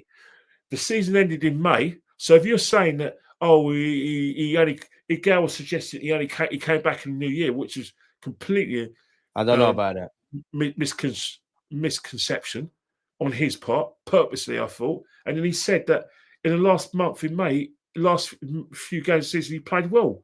Really? He did look like he was getting back to some level. Really? He was poor. Bars on the floor. I am not saying it was a madness, he was not. He was nowhere to be seen in the. Are we forgetting the Bernabeu? Other players took the baton. Huh? He was nowhere to be seen. Away. He was no. It was Marino. He was nowhere to be seen. It was Marino who set up the goal. You need to watch the build-up play for Saka's goal again, Kenny. Home and away, he was nowhere to be seen. Yes, he had that shot. Great save by Donnarumma. When PSG, everyone was shit against PSG home and away. Everyone was shit against PSG home and away. That shot against that hit the post and got headed in on a rebound from Marino. You're saying about that? No, I'm saying Saka. Remember when Saka dinked the keeper? Who was the orchestrator? It was this guy. Yeah, but even so, the fact is, his performances. If we were having this conversation in March last year, you said there's credit in the back, but afterwards, it didn't improve. He needs to get back to it. But look, he even cut his hair. You know, when people go back to basic hairstyles, he's back, man. I'm giving the captain one more year. I'm giving you one more year. Well, you know one thing though. The reason why he's cut his hair because he's got someone else to he's got Gyokeres there, in it, to be the hair man, in it, the hair man, and pat his hair down. But the fact Gyokeres is, does look like he reacts to the social media comments. I do like that oh, from come on, Gyokeres. these guys are youngsters, man. They're younger than us. Of course, they read the social media. Trust. I mean, you know, they're not going to admit it to you, but they watch everything. They watch anything cast on. You know, before social media, Rio Ferdinand, you basically admitted to Alan Hansen. He said, "Look, me and my mates, me and our teammates, we watch match of the day, and if we got a good mark from you, it built up confidence. They were really desperate to hear what Alan Hansen had to say about him, because they respected Alan Hansen, top player for Liverpool, Scotland. But when they watched match of the day, remember every game was on TV now, every highlights. They were waiting for what Alan Hansen had to say, and obviously now we've got social media. Obviously, they're not going to respect me and you like the way they'll respect Alan Hansen or Thierry Henry, but Martin Odegaard saying Gyokeres plays in jeans. Yeah, Mark, you know, all of these guys, right? He would see what Adam says. He want to please Tony Adams because he respects him. Because he's the godfather of Arsenal. Thierry, another godfather. So they watch all of these, but also they watch us as well. Now they're not particularly bothered what we say, but I know a couple Arsenal players. But one thing they will do is if we take the mickey out of them, they will get upset because they're young. So someone's gonna send him, oh yeah, by the way, Lee Gunn and yours truly have been slagging me off. And I'll send it to him. Shout you know, Gyokeres. Someone said Gyokeres, Lee Gunn said, oh, all he did against Man United was just do that and that. And then when he scored Leeds, when he got his penalty, he went to the camera and did that. And they actually mentioned it. He said, yeah, it could be. Yeah. So I like that though. I like that. Yeah, I don't want you to be too consumed with social media, but I like that. Give shit back to the fans, man. You've got to remember one thing, right? Is that media, the reason why, as I said last week, the reason why the mainstream stars are basically populating social media and YouTube with all their podcasts. You know, you even got the guy out of the celebs go dating, Married at First Sight, the American guy who's moved here, bald guy, Paul, black guy. Jay Boothroyd now as well. He's on social media because he knows where the money is. All the investors now are investing in social media, the advertisers. So what's happening is that what's going to happen is that these celebrities, because they're well known, they're taking money out your mouth now. That's where it's been. Look at Mr. Ross Kemp's the wrong word, but that Kemp guy, his famous dad, he's everywhere now. He's at Arsenal, he's everywhere. Yeah. Game's the game. If he's a Sap and Arsenal podcast right there, we'll get the most views because people know who Rowan Kemp is. The rest is football. With Gary Lineker, Alan Shearer. And they know with them kind of guys, they're not going to be honest and talk about out of it. All of them. And that's just them. And then you got William Hill with ex-managers. They're going that road. So basically, what the situation is that to actually get to the point, new media, young players, and young people, they are going to watch everything. They're not stupid. They're not. I mean, come on. You had that. I think we need to remember this. Remember that Wazek, that Paul Chop who effed up his career with his stupid girlfriend with Mason Greenwood. He was talking about Mark Goldbridge. He was talking about bloody Brent de Cesare, bloody Joe 90. He's talking about him. Who's he? But that's it. Young people. Joe 90, Brent de Cesare, has got 3 or 4 channels, all successful, all got 1 million subscribers. He's well known. It's just like Hoisling, isn't it? He's probably got a black mark from people in the Man United PR department. Don't work with this guy because Hoyland was going to do an interview with Joe 90, and then somehow that got pulled, isn't it? It's how the game goes, man. It's never going to change, man. I just think, I think everyone should be honest. I do think we live in a bit of a snowflake society, but it's not going to change. But I just wish Arsenal fans could see that there's agendas, and if you're a former player, like, be a bit honest. We're going to get to that one, but SLD is very. You said he's a rego boy. Well, according to Steve McLaren, he hasn't made his mind up. Yeah, fuck Mason Greenwood, man. We don't condone what he did. I don't I don't know. Mason Greenwood's still waiting for England. Because I tell you one thing now, you're not going to like what I'm going to say. There's still people within the game, especially within the England setup, who are basically cursing the day that his girlfriend put that video out because he was one of the next cabs at the rank. Kenny, that doesn't surprise me. Why? Because football is one of the only one of the places left in society where you can do fuckery and nothing could happen, really. Yeah, but the problem is now is that football, whether they like it or not, football's about safeguarding there. So you think about safeguarding measures, because football's now an exclusive game.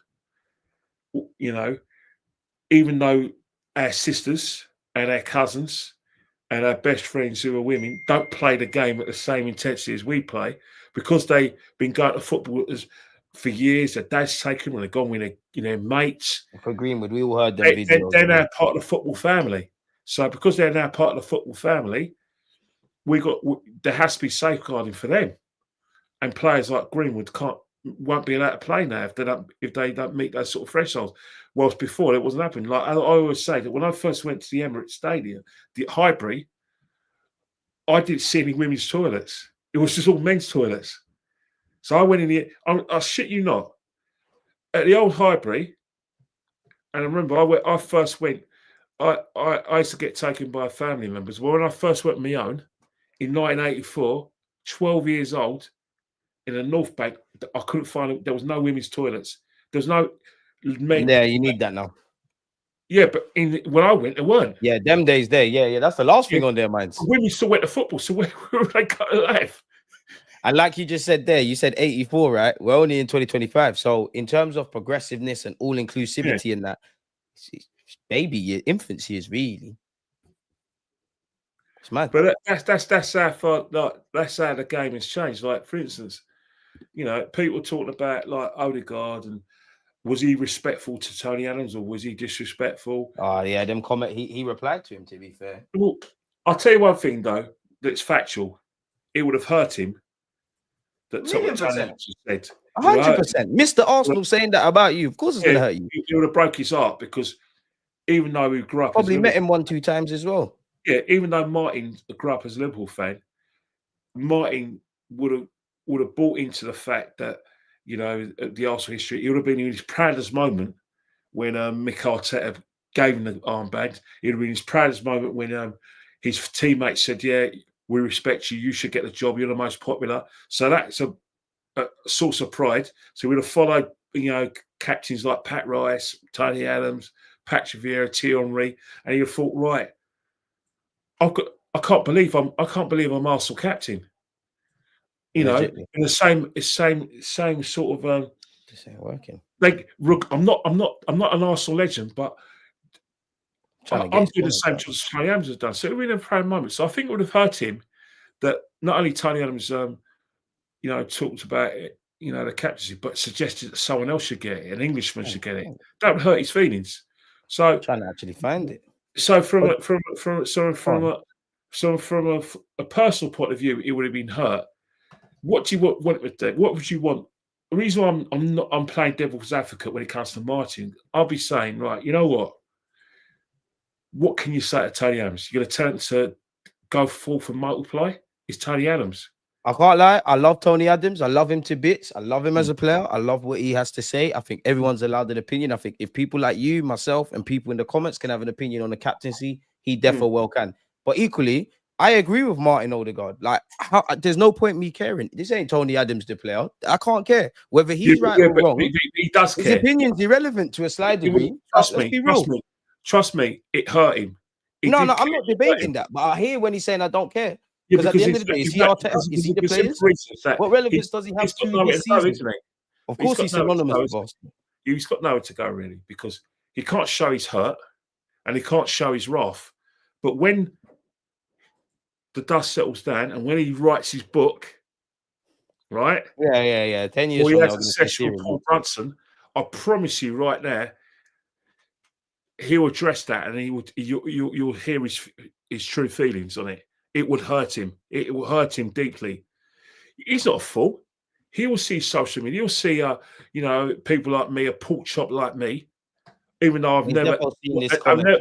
never, even though I've never ever suggested he should, that Declan Rice should get the captaincy. He would see a lot of people. Bare people said that. Media, Arsenal fans. I've said that. Who say that he should be getting the captaincy. So he wouldn't bother him about us. But when Tony Adams says it, it will hurt him. It's like Thierry Henry calling Gyokeres a bad striker or something, in it would hurt him. It will hurt him. Because as far as he's concerned, Tony Adams is the godfather and he looks up to Tony Adams. Yeah, but does he really look up to him? Because if I play devil's advocate, okay, I hear your point. Yes, he will. Yes, he will. I hear what you're saying. I definitely hear what you're saying, yeah. But then when you take a step back, Martin Odegaard has been in the limelight, give or take, from probably, let's say, 13, 14. He's been a prodigy in Norway. He went Real Madrid, it didn't happen. He's had so many talking points before he even got the captain's armband, and still to this day. So what if I ducks back? Like, at the end of the day, it's not Tony Adams, Mr. Arsenal. It's Tony Adams with an Arsenal opinion. Like, you can't give a fuck what he's got to say. Might be. Look, everyone's like... I'll be real. If I'm Odegaard, I'm telling Tony Adams, suck him up. I'll be so honest. Yeah, but he won't do that. He won't do that. Let me say something now. The greatest of respect to Tony, because you know I love him. But, like, I know you can't care if you're Martin. Yeah, but the fact is,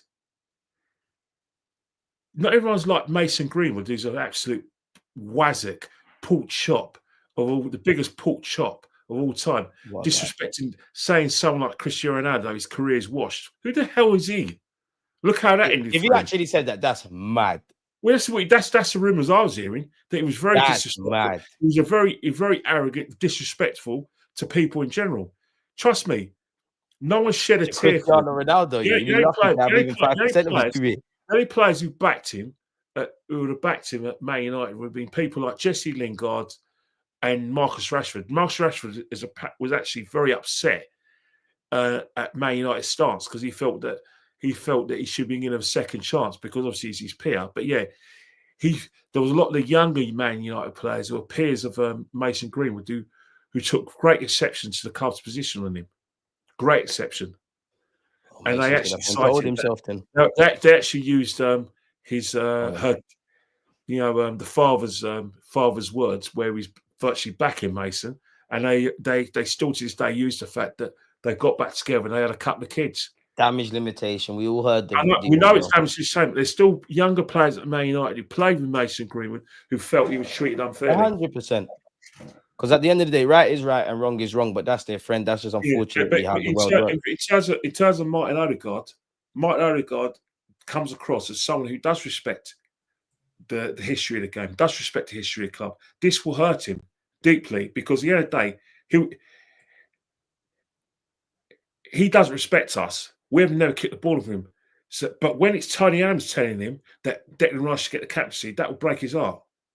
And let's not forget the context of where we're in. We haven't won anything for 5 years. The pressure on Arsenal is excruciating, where I've stated pre-season, and I'm saying in season, that every Arsenal podcast would be the most watched podcast. You have consistently said that. Yeah, I said that if you go on Sky Sports, if they have like the Arsenal, the fan show, that'd be the most watched. Your TikTok's been the most watched, because what they're looking for is reaction, win, draw, or lose. If we lose, when we lost against Liverpool, I bet everyone's fan cams went up by 10-20%. When I did my match reaction, the Liverpool game, I got double on my sort of Instagram what I normally get for just a win or a draw. But because we lost against Liverpool, it went double.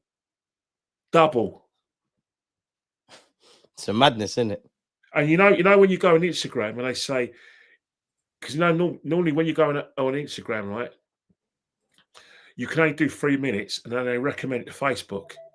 They told me after the Liverpool game, because I was over 3 minutes, that they couldn't recommend it to Facebook. But guess what? It still got double the numbers. So this is a season where we're under pressure. The manager's under pressure. Fans, everyone's watching the reaction of Arsenal fans, because they know it'll be a good laugh if we didn't win anything, because they want the meltdowns, they want the banners, they want the marches.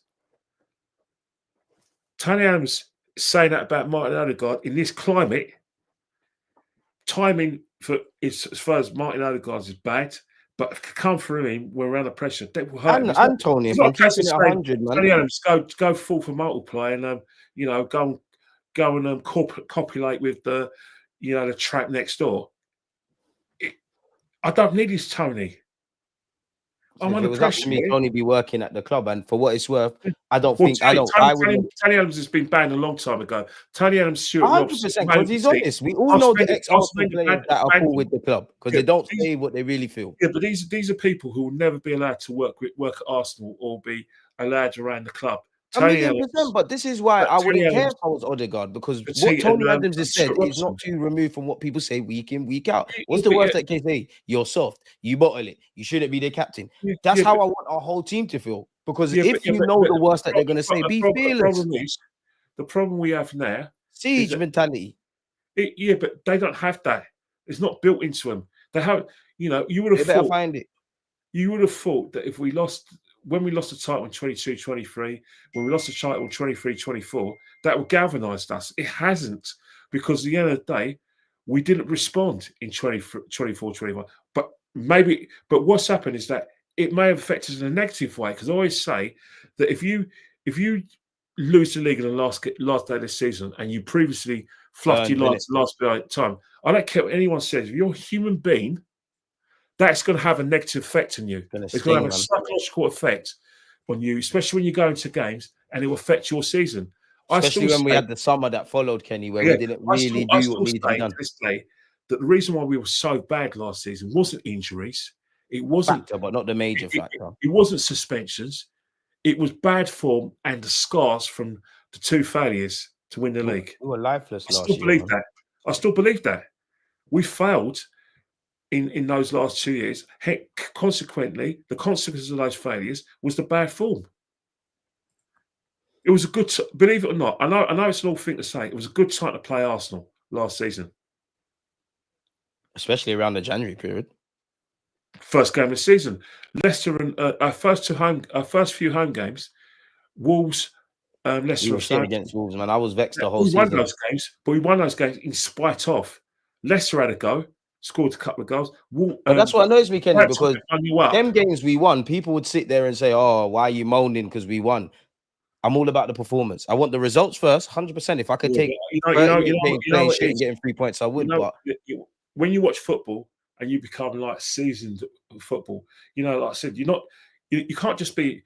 We're all seasoned in everything we do. For instance, you could be a seasoned positive or negative from what seasoned pundit, which some of us are, and a seasoned fan. So we're sort of fan-struck pundits. We've seen we know what it takes for a team to be successful. We know what it takes for an Arsenal side to be successful. So we know the signs. If a team's not playing well and we get into bad habits, it kind of sets up your season. Like, for instance, when we won against Bournemouth in 22-23 and Aston Villa the week after in 22-23, where we won 4-2 and 3-2, we knew at the time that we won badly, and that if we keep on playing sheeping goals and early goals, it's going to bite us up the arse. Catch up with us, man. It did, because we didn't react. The same thing with Liverpool. They knew that if they carried on playing like they did against, being careless defensively like they were against Bournemouth and Newcastle, if they played a team like Arsenal, a seasoned team who's as good as them, and when Arsenal fans did the head-to-heads, there were more Arsenal players in the combined teams, the Liverpool team. So most Arsenal fans believed that Liverpool are better. No, we're better than Liverpool. So if Liverpool players believe this, prove you're better than them. There's no way they're going to be open against us. They respect the fact that they were playing a seasoned good team, very good side, and they reacted accordingly. You know what I mean? And that's why I'm trying to say is they reacted to being in bad habits. We just couldn't stand the tide. And that's one thing, man. Our L's typically come in bunches. So then that leads me to ask you this then, like, is it a must-win on Saturday beyond the obvious? Because you know that's going to be the language. Every game's a must-win. The season started at 4:30 on the 17th of August. Right. We have to go by the Jose Mourinho mentality. The Jose Mourinho mentality in 2004, 2005, when Chelsea won the league, Their first game of the season that season was against Man United at home. Odegaard Johnson scored a goal in the second half, and that was the day that Sir Alex Ferguson knew that Chelsea laid down a marker. He knew that was a bad loss. That they probably won't win the league. Jose Marino cited and said, "Right, that's our charge." He wasn't thinking about the Invincibles, i.e. us. He was thinking, right, we've laid down a marker. So from Arsenal point of view, Man United game, it was very poor, but we won. That's laying down a marker, getting the points in the bar. That's why if we'd beaten Liverpool 2 weeks ago, Arsenal fans, not all of them, some Arsenal fans said, right, we're the favourites. We're the team to beat because we showed we can They're go saying we're the favourites now. And they always flip and say, oh, but Liverpool, there's nothing wrong in that mentality. Because I hear you, Kenny, but some Arsenal fans are disingenuous. It's like last year, Liverpool are not on nothing. Then the minute we're so good, I'm talking about the disingenuous Arsenal fans. Arsenal up there, Liverpool are not. Then when it gets twanged, don't forget they had all their winners before. Be honest. You want it is the actually that kind of a mentality. There's nothing wrong with that mentality. The reason why I say there's nothing wrong with that mentality. I'm sorry, Kenny's flip-flopping, man. And I'm not saying we're the favourites. I'm saying you can't piss on Liverpool and then say they're so good when you've got egg on your face. Look at our records. Everyone says we've got a great record against the top four. Against their top six rivals, and they haven't beaten us for 100 and something days. I think I would have excused our fans saying we're going to win, that we're the team to beat and we're the favourites, because you think about the contents of the fact that Liverpool won it like this last season, and we've defended ourselves in the fall. We haven't laid down a marker. We've gone to Anfield and dominated. So I can understand and empathise with their feelings. But the situation is that because we've laid down a marker, I empathise with the pessimism as well, because when you factor in the day afterwards, they should have got two players. They should have got Gahey and they got Isak. Trust me, a lot of Arsenal fans pre-season were saying if they got Isak, oh God, oh shit, we might as well go home now. A lot of people said that. I said that because I believe that, but I'm on this thing with let's fight regardless, man. But then we won those two games. Went to Anfield, said yeah, maybe not, because they're not dead potentially. And then when they got Gahey, we were like, oh phew, thanks Oliver. Thanks, Mr. Glanson. No banana skin with Ange KJ. He's getting bopped at the Emirates. Yeah, and that's the situation. It's a mental side of things. Everyone says, medication's your feel-good factor, or you have some sort of potion that gives you a shot in the arm. Well, the situation with Liverpool getting Isak, the excitement then, if you want me to be sort of impertinent or mischievous, there's life after Salah. Salah can't go on forever. Remember, they'll get Elise or one of them guys. Yeah, Salah isn't my guy. Father time catches up with everyone, man. Salah isn't Slot's player. That's a Klopp player. And let's face it, Salah's going to the African Cup of Nations. Egypt are qualified. Egypt were one of the favourites. You saw what happened 2 seasons ago. Liverpool to drop points, Salah to stay in there as long as possible. And but he got injured when he was on international duty. I hope he don't get injured. Egypt go far, Liverpool drop points. He wasn't the same player, but he wasn't the same player that season. Hence the fact that Liverpool fell away. You know what I mean? He had hamstring problems. So now they've got Ekitike, they've got bloody other, Another thing as well, Liverpool, obviously, they basically got a 12th man in the sky. It's fact, isn't it? Two extra players if you include the man in the sky and the fans. Exactly, but but they're playing for this guy. They're playing for his memory, even though they won the league last season. RIP Diego Jota, 100%. They're playing for this guy. That's why I think Portugal might go far in the World Cup. Well, it's that thing where you think about the bet in life. You need a reason to do anything, and when you got that, Luis Enrique, even though it was the players, Luis Enrique, even that for his daughter, sorry, and you know what I mean. You know, I remember, do you remember a few years ago? I don't know if Chelsea won the league that year, yeah, but they had a little run in Europe. I think, unfortunately, Frank Lampard's mum died, and you could see, like, even Jogba taking that's right. Yeah, they got an array flank. He came his first game when he came back from, like I said, like I said, compassionate leave was Liverpool in the semi-final, second leg. You need them things in sport, man, pulling in a direction. But it definitely. Obviously, I wish it wasn't like that, but yeah. And I think the Liverpool the Liverpool family, that's what the situation is. So that's what we're competing against. Because let's face it. Right. That's what I'm saying, Kenny. Like, that's why people think we're being harsh. It's not because we want to be. It's like what got us to being contenders is not getting us over the line. So we need to be harsh. Adjustments change. And sorry, right. But that is why. I haven't finished. But that is why the pressure on Mikel Arteta is immense. But what's happening? There is a pushback from people like myself where they say, "Well, Mikel Arteta's taken us to a certain situation."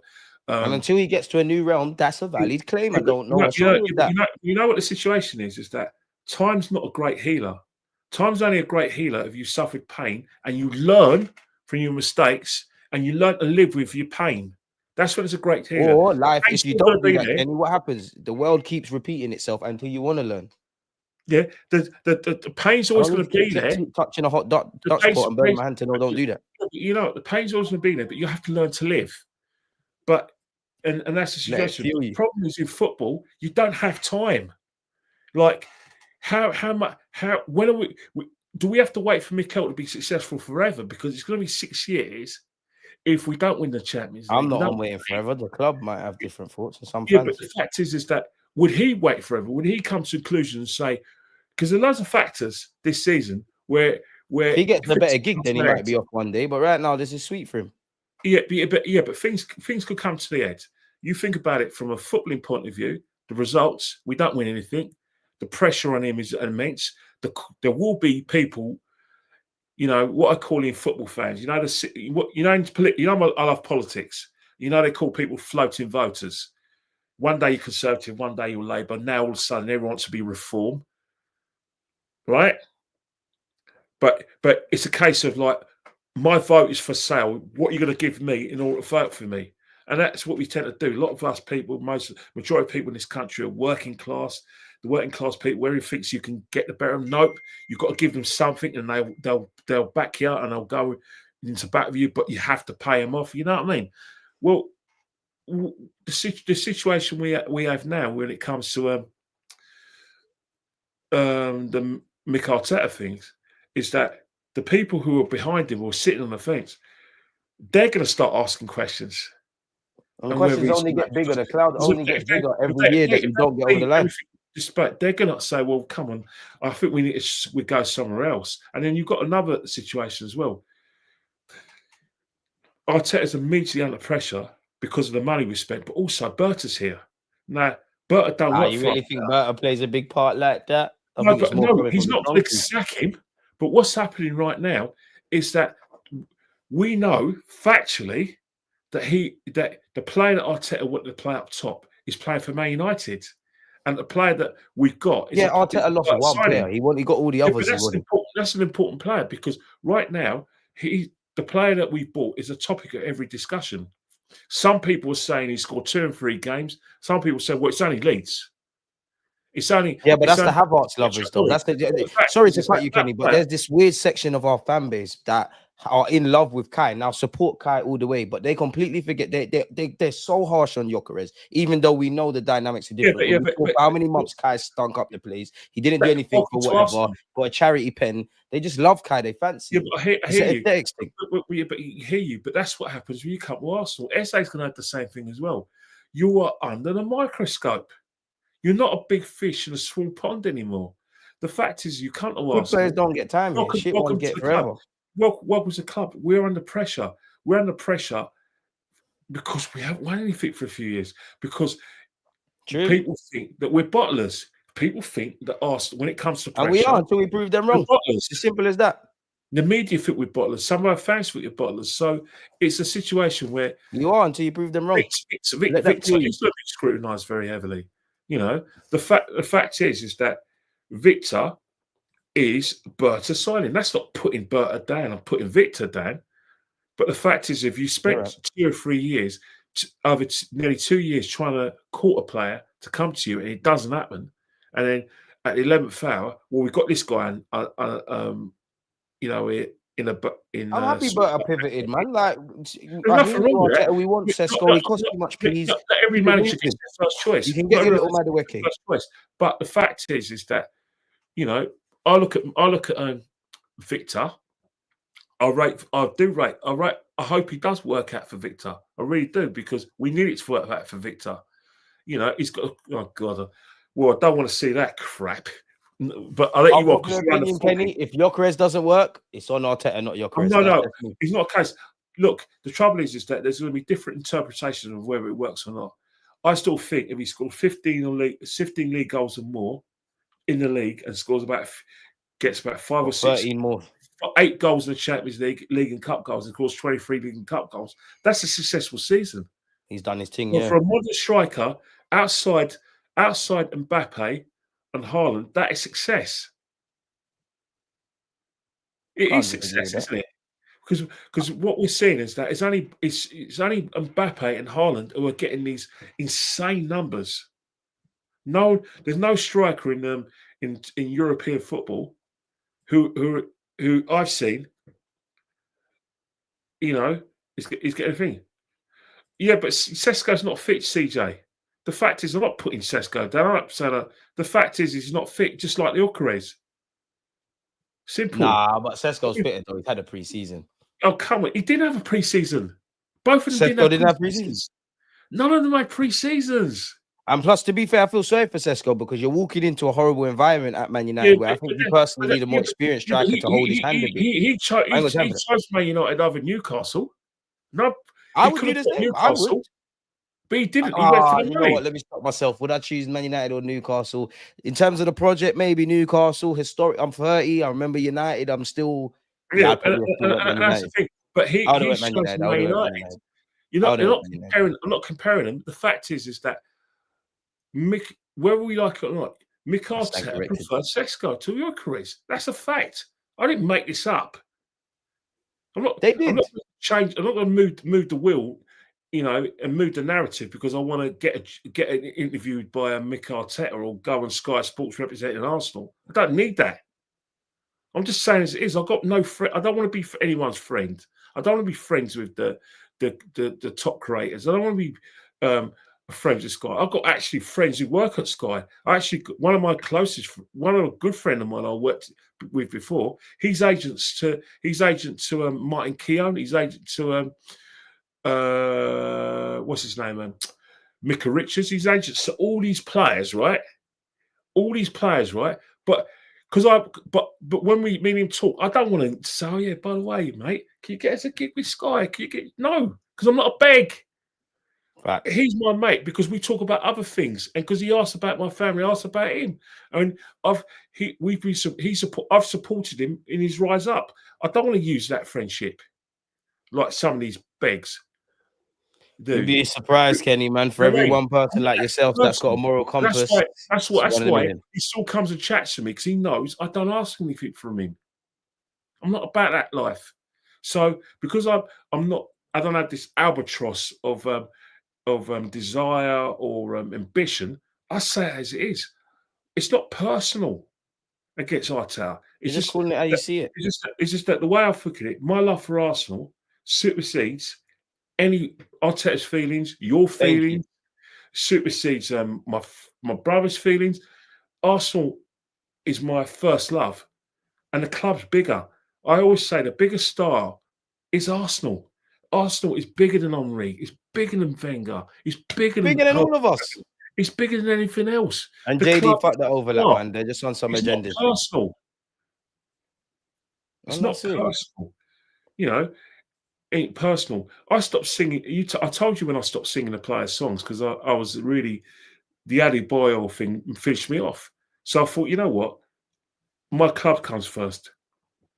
Don't worry, man. May 2026, we got Super Mikel Arteta. The fact is, you should always sing for your club because at the end of the day, I don't know what field you work in, or well, you obviously work there this full time now because you've got the right people behind you and you're successful. What you do. Big up DG Nation, man. Appreciate all of you lot. Successful what you do, but there's some people who work in IT, some people work in local authority, some people work in accountancy, some people Big up the work 9 to 5s.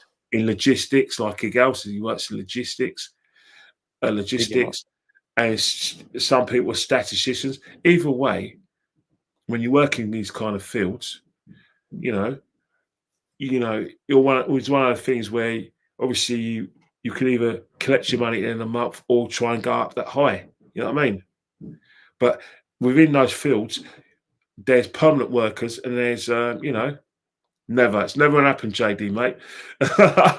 but there's consultants. Like, for instance, in footballing terms, everyone's a consultant. There's no permanent job in football. A manager's job is a temporary job. You're a tenant, man. You got a short shelf life. You work in council tax and business rates. Rather than give someone a permanent job, you'll go and go to a temporary an agency to get someone who can work for you for about a year, 6 months, 3 months. That's a footballer's life. 3-year contracts. A manager's circle this football life, man. I was speaking to a player. I don't know if you heard of him. A guy called Scott Minto. He works in the media. Yeah. Right. Scott Minto. When I was actually had a break, Easter break with the family, kids, and everything, and it was we stayed at Cyan House, where Sky. You know where Sky Sports. You've been there anyway. You've been at Cyan House, haven't you? So when you've been on Sky Sports, they put you up in that hotel, right? Just play along, anyway. Play along. Yeah, no, I mean, I've been there. I've never been on Sky Sports. But I've been there. I know what you're referring to. So basically, and nice hotel. Saturday when we stayed at Cyan House, I didn't realise that Sky did that. I sort of soccer Saturday lot. So there's a picture of me. I'm not going to show it, but it's a picture of me, Charlie Nicholas, Phil Thompson. We want to see it, man.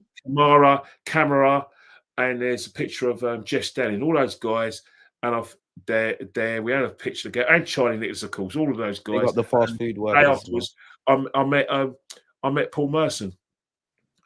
That must have been fun. Basically, you look at the situation, right? Is that I've met all those guys, and that's the situation when I've been to Sky. So I've seen it, it all happen. But all I'm saying at the end of the day is that that's my life and that's their life. You know what I mean? And that's why I like having you on this platform, man, because again, you just say it as it is, as you've been explaining eloquently. You don't give a monkeys about the industry. And you speak for a section of Arsenal fans. That's one reason for me, anyways. Why I always get the news and the gals on, because it's different thoughts and everything. But you know it is that. I don't want it to be a vacuum. We're all saying the same things. Look at the same things. I'm not picking myself up, but one thing I've noticed is that when you look at the podcasts, it's successful podcasts as well. There's a lot of people who have the same opinions as I do. But there isn't actually someone. There's not a vehicle for it, man. They rightly so. New media is a young man's game. So obviously you want to be around young people. You want to hear their views. Because most of our fans who watch this show, they're young. You want someone who's got a common with you. Don't want to see this. The thing is, actually, more older people than younger people. Yeah, but I know that. It's crazy. If you're trying to, get, which is probably why it needs to change. You don't want to see. You don't want to see this, do you? You don't want to see this. You don't want to see that. You want to see someone who meets the part. For instance, you look at a lot of YouTubers. There's one YouTuber. I won't mention his name. He tends to sort of like, he would like to get people on who are relevant. So whoever's relevant is his peers now.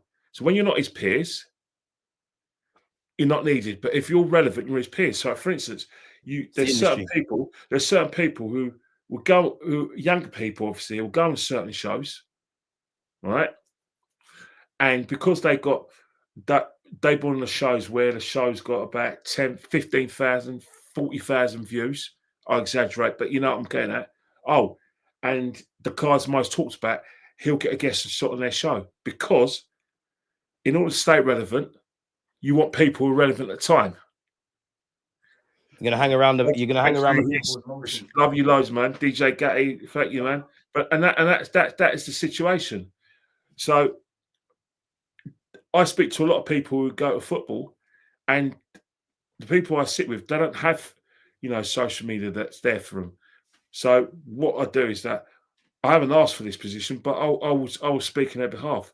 I'm not saying they agree with everything I say verbatim, but they have a certain viewpoint of football, and they've watched games, from previous years. Obviously, they go back to the conception of Premier League, and some of them even go back to the Football League, which was, again, where it was basically the top clubs in the 80s and 90s were Spurs, Arsenal, Liverpool, Man United, and Everton. So there has to be that kind of representation. You know what I mean? All right, it might not get any views, DG, but that's how the situation is. So I just feel honoured that people still ask me on, because nah, man, you're part of this channel. You're part of the family, Kenny, man. You think of it from a logical point of view. When you do get to see the podcast, it is younger people. Obviously, Lee Judges is older than me. Another one, big up Lee. But Lee's done fantastic. Because he speaks from his heart. Like he's more about in it. Like a lot of us are. I think I'm the same. You like me or you hate me. He's a decent man. He's a good very good bloke. Lovely man, good mate. I love it. I'm never going to tell you the sun's shining when it's raining. And I always say that when you work in new media, and you work in sort of like the mainstream, I always quote John Lyall. John Lyall, God bless his soul, late West Ham manager, managed Paul Ince, managed Trevor Brookie, managed Frank Lampard's, like I said, dad, says, it's not nice to be important, it's more important to be nice. And I think in this field, the people who are not nice, right, are the people who don't do well. A lot of brown nose. It's like any industry, man. It's not what you know, it's who you know. There's a lot of brown nose people. You gotta remember, this industry is controlled by nerds. You gotta make nerds feel special. Because Kenny, on a serious note, these lot, I promise you, and I know this for a fact, there's people that get thousands, if not millions of views. Everything's looking lit, everything's great, they're on everything, but they're jealous of the yous, the me's, and everybody else, because they know when you strip it all back, they're not authentic. The culture don't. But they get found out.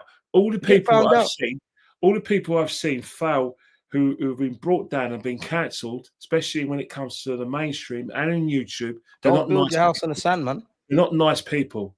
I tell you that for a fact. They're not nice people, and they get theirs. And you try to tell them, be careful. And what happens is that when they get cancelled, they see all the people that are horrible on the way down. You have to be nice. I always say the same rope you climb upon is the same one they try hang you with. Be nice to everybody. Nice. People give you the benefit of the doubt. But you're not a horrible person. Let me tell you something now. Whenever someone has their downfall, right? Whenever someone has their downfall, I'll tell you one thing right now. It's not the one thing that will bring you down. There's other things in the pipeline. Remember, we're talking about David Coote. Yeah? The starting point was obviously the remarks about Klopp. But I can tell you one thing. This revolting thing, they had it in the pipeline where they don't get you. And I think that's the thing with a lot of people. There's one person who obviously was brought down publicly, but I could tell you behind the scenes where he worked, he was completely unpopular. He was grossly unpopular, utterly detested. People only got in touch with, only kept in with him because they thought that it will help him, and if they got on his right side, it will help him stay on a particular There's so channel. many cunts in the game that I like that people I won't mention names. And then when the downfall happened, they were at a party when he left. And people are waiting to see you crumble. And they actually, some of them even went on disassociated themselves without even asking. Others had podcasts, or the ones where, well, I know people in the chat, right, are asking about this, but I really think I need to talk about this. You don't need to talk about it. You want to talk about it because you want to basically say, he got you back. You know what I'm talking about. You don't need to talk about someone's downfall. But For me, I'll just let God. I'll let God deal with these things, man. And that's the thing. I'm a God-fearing man as well. The fact is, because I know with myself, yeah, anytime someone's tried to throw me under the mud or in the dirt, yeah, like I'm a rose. Like you're helping me, bro. Like, yeah, but I always say to myself is that the day will come when you will have to explain yourself when you're at the pearly gates, because there's only when you get to the pearly gates, there's only two destinations. There's no in the middle. They say purgatory exists, but there's only two places where we're in now, actually, and that's the situation. Be nice at all times, because if you're not nice, then what will happen is that if you're habitually horrible, you forget actually how many people you've annoyed and pissed off. People don't forget how you make them feel, you know. They forget what you said. They won't forget how you make them feel. You'll forget about it, but they'll remember that. And then when you fall down, because you do fall down, because eventually people are just going to have had enough of you and just say, look, your behaviour's intolerable. You know, you're horrible to be around. You're a nasty person. I can't take no more. Off you go, and blah, blah. Yeah, we might take a hit on views. We may take a hit on the sponsors, but you're gone. I don't want you gone. And then what all the other people think, you know what? Phew, someone's. And it just takes one real one to rise up against that person, and all the other minions that don't like you are on you now. But you know what's happened is that certain people, there's a couple of people where when they cancelled, they actually shut the door. The door's closed. Like the two people I'm talking about, one of them, right, both of them have never appeared in any guests on anyone's podcast. So it's been a successful takedown. It's a successful takedown. And that's like this comment says, you receive back the energy you put out, man. And that's all because the people weren't nice. And I personally feel my thing, Kenny, is like, I don't like my friends always say this, like you forget that you're kind of a popular face. I'm like, I am not a popular face, but like, bro, we're just talking about football. If I was a footballer, I still wouldn't be like this, but I could understand it, bro. We're just chatting shit on YouTube. You're not better or worse than anyone. And that's how I go with my life. I don't care if you're a millionaire, you ain't got a penny. You can't talk to me any sort of way. And I'm not. If you give me respect, you get respect. You disrespect me, I disrespect you. My advice to everyone who's got a content creator: if you see if in public and they come up to you, give them a hug, give them a picture, be nice. Seriously, you're nowhere. You're never gonna get that. You're not gonna get no hate. Well, I can't comment for everybody, but you're never gonna get no hate in the flesh.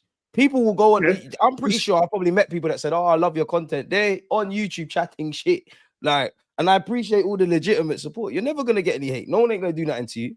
Every day I get comments. Don't come to the Emirates. But 9 out of 10 times, if someone comes up to you at the ground and tells you they're being nice to you, they generally mean it. So I do think that the situation you've got to be. That's why I look at the modern players, and you know, one thing I do respect. All right, I've seen the parents of some of their players at games. So you, and I think some of the behaviour of the majority of them have been exemplary. They've been really good. They're humble. They're nice to people. They're kind. Lewis-Skelly's mum is a legend. Big up Marcia, legend. I saw her again one time, and she didn't push in. She didn't wait. She waited her turn, and she waited, and then she came in and she asked the person who it was, and I just thought, yeah, that's not. I like you, but I've seen other parents. Obviously, God bless. And I'm not the Bellinghams. They're awful people. The Bellinghams, Mr. and Mrs. Bellingham, are just horrible people. I've been hearing stories of their behaviour at Euro 24 in Germany, and you can see where the two boys get. Apparently, with the younger boy. Yeah, and you saw the conduct of the dad when his son got substituted. But apparently, dad was a fed. That's always been the case. They're horrible, entitled, horrible people. Those two, mum and dad, and the boys, horrible, entitled people. And I don't understand entitlement, because we all leave the earth with what we came here for. Fuck all. Yeah. Don't matter if you get a gold casket or you get cremated. You all going 6 foot under. Yeah. We all going there. So just be nice. Yeah. Well, we've done that. We could talk about a match then, because you brought up a team. Yeah. I wanted to And close. this one, I I looked at wanted it. to close this, Kenny, on this, man. Like, I'll tell you one obviously, thing, right? I don't want to burst your oh, bubble, but I think 4-4-2. no, this ain't You know my when you have team. when you have your starting lineups, right? Mm. 4-4-2 is basically you revert to 4-4-2 when So when you you're come to the end defending, of a match. So in game, when you start a game, there's no 4-4-2. But obviously, when you make your substitutions, you're trying to get that equaliser, you're trying to get that winner that's going to give you the win and you go top of the table, or get that winner so you can get into the next round of the cup where you can get to the final. Yeah, 4-4-2, right? That looks good. But the start position, that's not going to happen. it's not That's gonna not happen. what happens. That's from DR Sports, isn't it? That's Yeah, not going to happen. I saw it online. Ideally, I thought I was mainly asking you because of ideally, you know what Gyokeres and it is? Marino. Yeah, but ideally, you know what it is? It's trying to fit all the sort of And chess like all the pieces players together. we all want in the You team, trying to look at get them that. in. You look at 4-4-2. That's lopsided because simple reasons that the way we play now, when we play 4-3-3, you're basically And it's saying, not right? going to work because he's going to It's not drop going to into work. Because midfield. basically what you're He's going to saying be narrow. is He's that going to be narrow. only That's going to be a Marino. free. And there's a gap here. So it's You're not going to basically bang. saying, no, I'll tell it. You're basically saying only Marino, right? Only Marino is the only person, right? Sorry, so Zubimendi's the only person who's going to protect that back four, and all of them are going to attack. So you've got him, you've got Eze attacking, you've got Saka attacking, you've got Declan Rice attacking. They're all going to support. So basically, do you remember back in the day when we first played football, where before 4-4-2, you had 4-2-4, two midfielders, and you had basically like two wingers who stayed up. That's kiddie football, though. Kiddie football, yeah. Well, what they do, they see 4-4-2 as kiddie football because what's happening is that I don't think it works in the modern game. It does. 4-4-2 doesn't work in a modern game because At least not like how it looks here on paper. 4-4-2 DJB as well. 4-4-2 only works. Worked in the 80s, but if you look at it, when England played in the World Cups in the sort of 80s and 90s, when they played against the better teams, they always the opposition always had a spare man in midfield. So get overrun very quickly with this. You've got a spare man in midfield because basically the only person who's going to support Zubimendi is going to be Declan Rice. Eze's not going to support Zubimendi, and neither is Saka going to do. All they're doing is basically attacking lineup. You know what I mean? And the only reason why they fought this one up is because Marino scored a hat trick for Spain. Naturally. But that is something probably a lot of Arsenal fans are saying. And that's the situation. It so won't what's work. your lineup for Forest then? Oh, it's funny you should say that. I've got. It's going to be controversial, but the reason why it's been controversial, not because I'm actually going to sit on the fence. I'm going to let you decide that because I have reservations. So I'm going to. That's a controversy in what I'm saying. So basically, I'll say mine. Obviously, no clue on how everybody's after you. I don't know how everybody's returned to London Coley, if anyone's carrying any knocks and niggles. No, forget that. You know two players. Cool. Raya, Gabriel Magalhaes. Yeah, but you know who's not going to play. You know Saka. I know Saliba's not there. So Mascara, Timber. Yeah. He ain't put a foot wrong, and it's probably biased. Miles Lewis-Skelly. So now that's the back five, including Raya.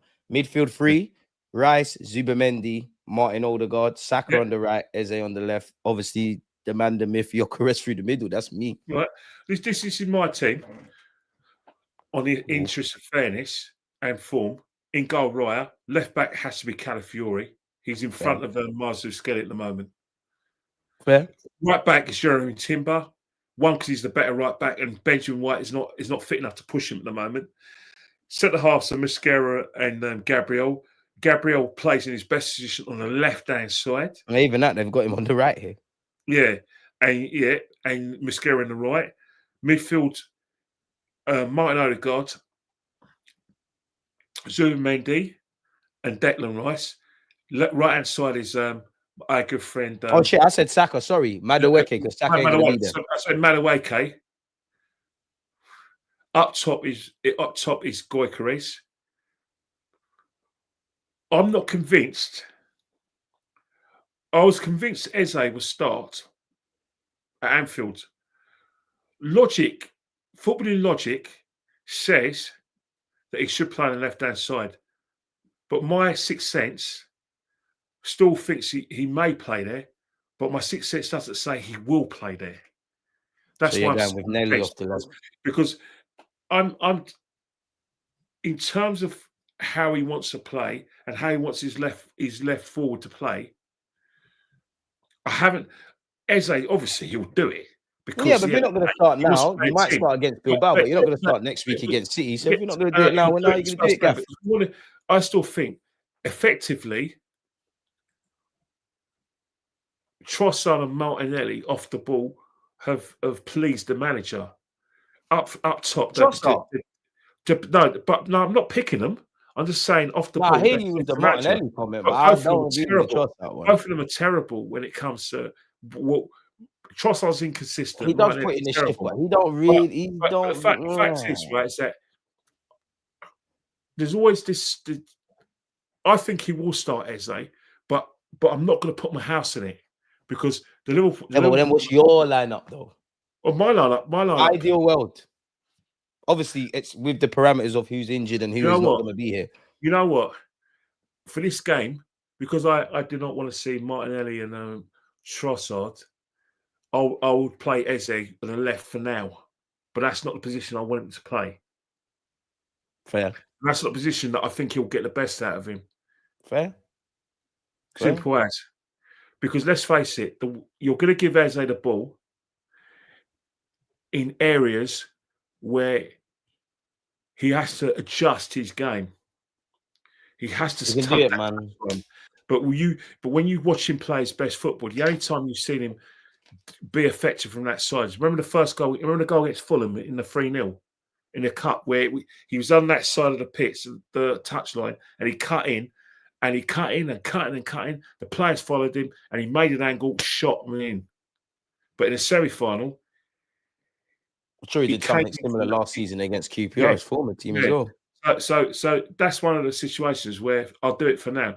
But when it gets to say Saka's fit, do you risk him though? Do you leave him for next week? Well, next week. Saka's fit. If Saka's fit and if Saka's fit, he doesn't start. Ask the question: if Saka's fit and Madueke's playing really well, and he starts scoring goals, and that's a big if. And what do you do with Madueke? What do you mean if there's an extended run of form for, like, let's say, what are you talking, like Madueke scored 4 goals on the spin or had a hand in 4 goals before?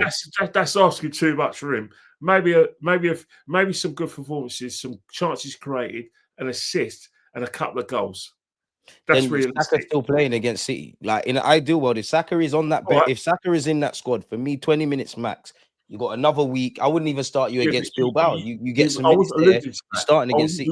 I wasn't alluding to that. I know Saka's always starts games for me. I was talking. I get where you're going. Are you asking me if Madueke goes on the left-hand side? I'm asking that question. But I'll be real. Because of where I'm at now, I still don't think either Eze or Madueke are the long-term left-handed solutions.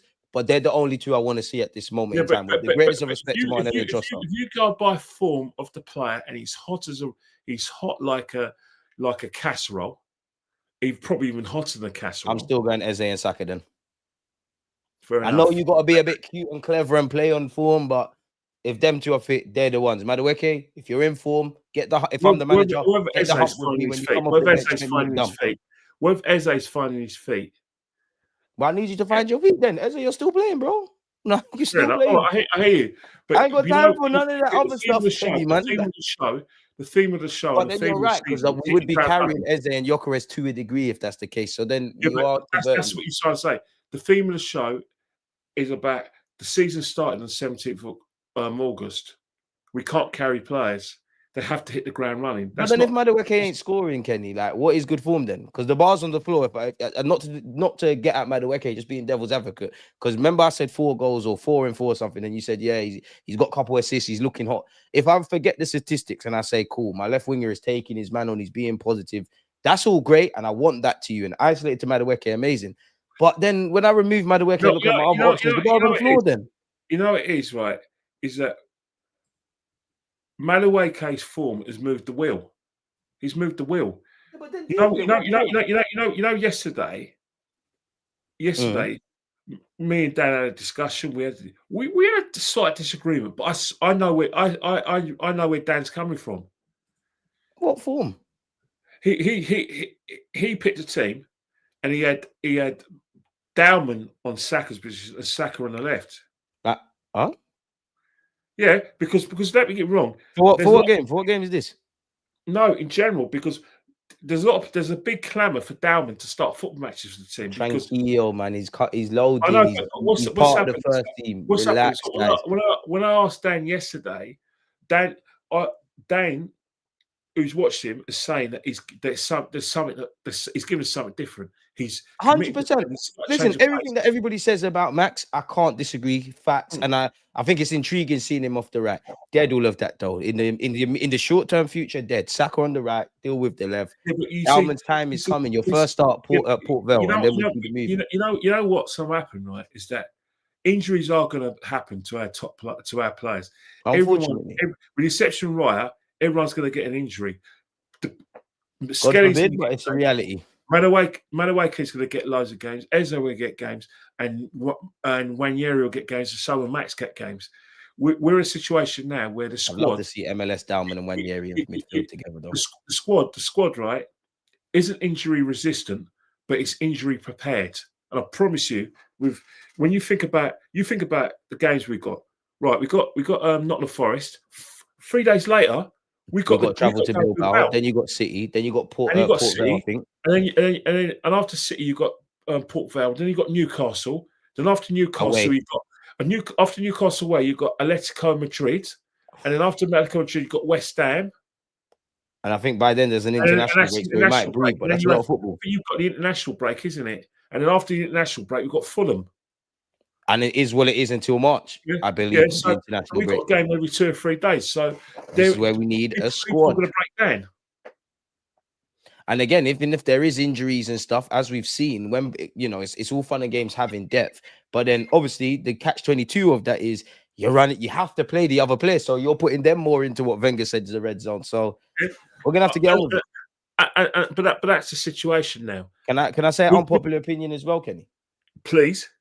I understand and I agree with there has been times like when I look at the PSV game, Mikel Arteta needs to not run people into the ground, rest them. Even where you look at Magalhaes, maybe you sub him for 20 or 30 or 40 before you know it's 90 minutes. Unpopular opinion though, I don't think it's all down to the physios of Mikel Arteta. It's almost a double-edged sword in that I praise these players for it, but I think the players need saving from themselves. Saliba tried to play an injury. Their players have rushed back and then. Yeah, I'll agree with you because let's. And I respect their players for it, but sometimes they need to save themselves from themselves. Come on, Liverpool. The Liverpool game was joint enterprise by the manager and Saliba. Saliba wanted to play that game. It's the biggest game. It's the biggest game. You have to trust the players as a gaffer. It's the biggest game of the season. Liverpool away is big. It's the biggest game of the season. Of course, he wants to play. He needs to play that game. You know, he don't want to let his teammates down either. It's not a case of letting his teammates play. He wants to play against the best team in the country. He wants to play against Ekitike, his fellow Frenchman. That group chat must be balanced. Yeah, that's just joint enterprise. There's no way you can blame Mikel Arteta solely for that. You got to blame. Yeah, but it's as much as you have criticism on Arteta, it's cool to just blame him for everything, which I'll never. I blame Saliba more than I blamed Arteta because Saliba should have put the team first, not his ambition. I was never going to blame Mikel Arteta. Because you argue you put the team first. I blame my body on the line for the cause. Mikel Arteta for agreeing to play him. He would have said, "I want to play." I'm not blaming the Mikel Arteta. That's lazy. I blame him. I thought he was being selfish. I thought he was being selfish. Nah, you can't say he's being selfish, Kenny. If you twisted your ankle, but not selfish. Hang on here. We wasted substitution. We had one less attacking player because of him. So they're both at fault. Saliba was willing to go to war with us. That's like we're in the battlefield. He's taking a gunshot. He's like, "I'll walk. Don't put me in the car." He only lasted 5 minutes. Of course, they're blaming him. He lasted 5 minutes. He tried though. We tried. He shouldn't have even been on the pitch. He didn't listen. We've all had injuries, right? He knows he felt something, but he wanted to soldier it because of that decision. Just like when Rice played with a broken toe. Yeah, but I'm sorry, shouldn't play. If you're not fit, don't play. Why do you think we got a big squad? We got Hincape, and we got Mascara. Yeah, but man always say this is a cup final. Every game you can't lose. He wanted to play. Yes, he's one of our best players, but he shouldn't play. He's not fit. But to be fair, Hincape weren't in the squad at the time. He shouldn't have played. He got injured in the warm up. He done his ankle. He shouldn't play. But he tried to soldier it with a cause. All right. Do you like cricket? Do you like cricket? Don't you? You know I don't like cricket. How long? Right. Yeah, I like cricket. I actually like playing it. I don't like watching it. That's you and DJB's thing. Christopher Woods is watching this. 2005, Edgbaston, the second test. Play along with me. The second test, Edgbaston, 2005. England played Australia for the Ashes. Australia's best bowler at the time is Glenn McGrath, Pidgey McGrath. Brian McGrath was doing a warm-up and he stepped on a cricket ball and he twisted his ankle. Right? He twisted his ankle. He couldn't move. He couldn't play.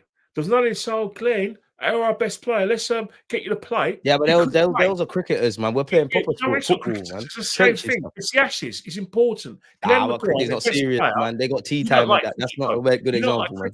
Glenn McGrath twisted his ankle and he couldn't play. He didn't care enough because he could have got some rain there and some painkillers and done that. Even though it's a 5-day game, Glenn McGrath they made a decision not to play him. That's the same decision we should have done with Saliba. I'm sorry. But I hear you. No, but that's what I mean. Sometimes I agree with that because players need saving from themselves. And as much as I agree with Saliba, he could have said, you know what, Gaffer, I can't do it. I sympathize with the Don and I respect him for that. You wanted to go out there. A bit like last season. You see when the injuries really kicked in and we was down to our bare bones. That's why I keep saying to you, the players have my respect. Rice don't like cricket. He says, how fresh will I be? Rice, you know cricket balls? Oh, yeah, cricket ball. It catches your ankle, you're done. A player that's actually got killed when that hit him in the head. You know, you must have heard about Philip Hughes, the cricketer. I've been hitting my arm with a cricket ball. It's not nice. Those things are like hand grenades in the wrong hands. You don't want to get hit with a cricket ball. I'm going to say that. You don't want to get hit with it. You don't want to get hit by a cricket ball. But I see where Raz is coming from, though. Yeah, but on the humour side of things, I see where he's come from. But Saliba, the ball's round. He's obviously. Oh, you know what? That actually must have hurt. You know. Yeah, but Saliba did something similar at Anfield. He tried running it off, man. He clearly thought it was calm, and then I guess the adrenaline didn't bang. You can't run off a sprained ankle. Is his ankle actually sprained? I just know it's an ankle injury. I have no clue. Obviously, it's something more serious, but I don't know. It's ligaments. Because he's out for a few weeks. Kenny, that's where I started to get scared because at the time when I was on TalkSport and they said, well, I saw him come off. I thought, I hope this ain't ligaments. I thought, in theory, could him still playing on hurting? Because I actually think that led to Gabriel Jesus' demise at the time when he came back from that injury, and then we're at with him. Yeah, but that's what I'm trying to say. In some cases, you say hindsight is 20/20, right? But I'm telling you right now, Benjamin Whitehead them as well. Never come to it. He was injured. He should have played. But he might have. You see how you said put the team first. He might have said, "Oh, you know what, Mascara, he's still learning the language. Liverpool is difficult. I don't want to put my teammate through that." Or Declan Rice might have to go centre half. I don't want to put the team or the plan through that. He wasn't thinking about that. Trust me, he weren't thinking about that. He was thinking about, I've got to play this game. It's the biggest game biggest game of the season. I've got to play. I want to play. Which means he was putting his personal ambition before the club. I'm not putting him down because we've all done that. But he wasn't fit for selection. I stand on that point. Yeah. I would love to know, like, who was actually at. Obviously, you didn't go Anfield. I would love to have known if anyone saw it. Ligament damage. Yeah, but I'm saying, like, in the warm-up, what happened? Did you roll your ankle? Did you get clamped? Did you walk and a madness happen? Yeah, Cess played with a mashed-up leg as well. Big him up for that one. Yeah, even though Kenny's not his man. He took a penalty against. I think he took a penalty and then won a Champions League game. Yeah, and he was done for a while. And you could see him limping. I could be wrong, but didn't he get subbed on and off? Yeah, but come on, not everyone's like Lucy Bronze. Lucy Bronze played with a broken leg during his Euros, isn't it? That's what I'm saying. Big up Lucy Bronze. That's the trenches. That's what we're here for. Just get some Vaseline, some vapor rub, some Henny, and just some painkillers, and you're all right, man. That's not real injuries. Yeah, I didn't see take a penalty in the shootout in the final. I didn't. She got subbed as well during that. I think in that game as well. To be fair, you don't want someone on a dodgy ankle taking a pen in the game of that magnitude. You've He had a already broken done your leg. part. What do you make of this, Skin? You know what I mean? Before we get out of it, what do you make of this? Why have Gunners not appreciated the fact that it was Mikel Arteta that first played Merino up front? He should be appreciated as the architect of the hat-trick of Mikel Merino. Hey, come on, mate. He gets credit for everything else. You might as well give him credit for that. I mean, I think I've given him his flowers for playing Merino up front when he was in the Arsenal shirt. A serious point of view, it's if you look at if you see Mikel Merino, he was at Newcastle, wasn't he? Mm. And he did come on in games, and he was like Rafa played him, and I think Rafa play him in that position. Sometimes two Spanish managers, it wouldn't surprise me. Didn't he come on against Germany? Didn't he score the winner against Germany when he came on, and he actually supported the strikers, and that's how he got his winner. Yeah, from a header, isn't it? A free kick. And did the celebration like his dad. Well, that was the first time I saw him do that. Yeah, and because when I actually saw a video, I actually saw a goal he scored, a header from Newcastle, and years back, and he was doing the same celebration. You know, like I don't know, musical chair celebration. He's an intelligent footballer. Mikel Merino. No one can say he's not intelligent. The thing is, right? The players, my favourite players in the last few years, haven't been the stars. I love Macho Monreal because he never let me down. Yeah, he never let me down. He started off shit at Arsenal, but he did his thing, Mr. Consistent. Santiago Cazorla, amazing. I love. He's a star, man. Per Mertesacker gave me everything he could. I like Per Mertesacker because he's a hard-working player. I hear that. You know what? I put Mikel Merino in that sense where he's never going to get the flowers and sell the most shirts. There's a role for him. But if I was going to battle, I'll take all 4 players of them. Mikel Merino, I'm going to war with him. If I'm having a tear up in a calf in like Finsbury Park, or having a tear up in Xhaka and Kai Havertz as well. Arteta said it with Kai. Mikel Merino, those 4 are having my back. I don't know, man. Merino spends a lot of time on the floor, Kenny. Mikel Merino and Per Mertesacker, because I know that I can trust them. I mean, I'll go for Kai. Not superstars. Santi Cazorla should be a superstar. He's my best technically. Santi Cazorla. No, Santi's a superstar, 100%. He's unlucky in Spanish with all them others. Santi Cazorla. You know how to describe Cazorla? He's out of all the Arsenal players I've watched, he's probably the one with the best technique I've seen. Technically, he's flawless. What, Emirates era, yeah? Emirates era. Yeah, Emirates era. Technically, he's flawless.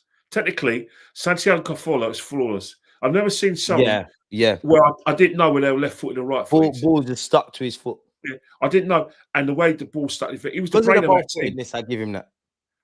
I didn't know where the guy was left foot and the right foot at times. But then I would say Santi. I would say, like, if I just think of 5 technically proficient footballers in no order, you got Santi, you got to have Cesc Fabregas. I know you don't like him. You have to have Mesut Ozil. Fabregas is fantastic. He's loyal. Francesco Fabregas is loyal. He's got no loyalty. We knew this. We knew before he signed for Arsenal and everything he said. You know how the club's a star. I understand how footballers are consultants and they're temporary workers, and you go to the agency to get the player. But don't treat my club like a dirty towel.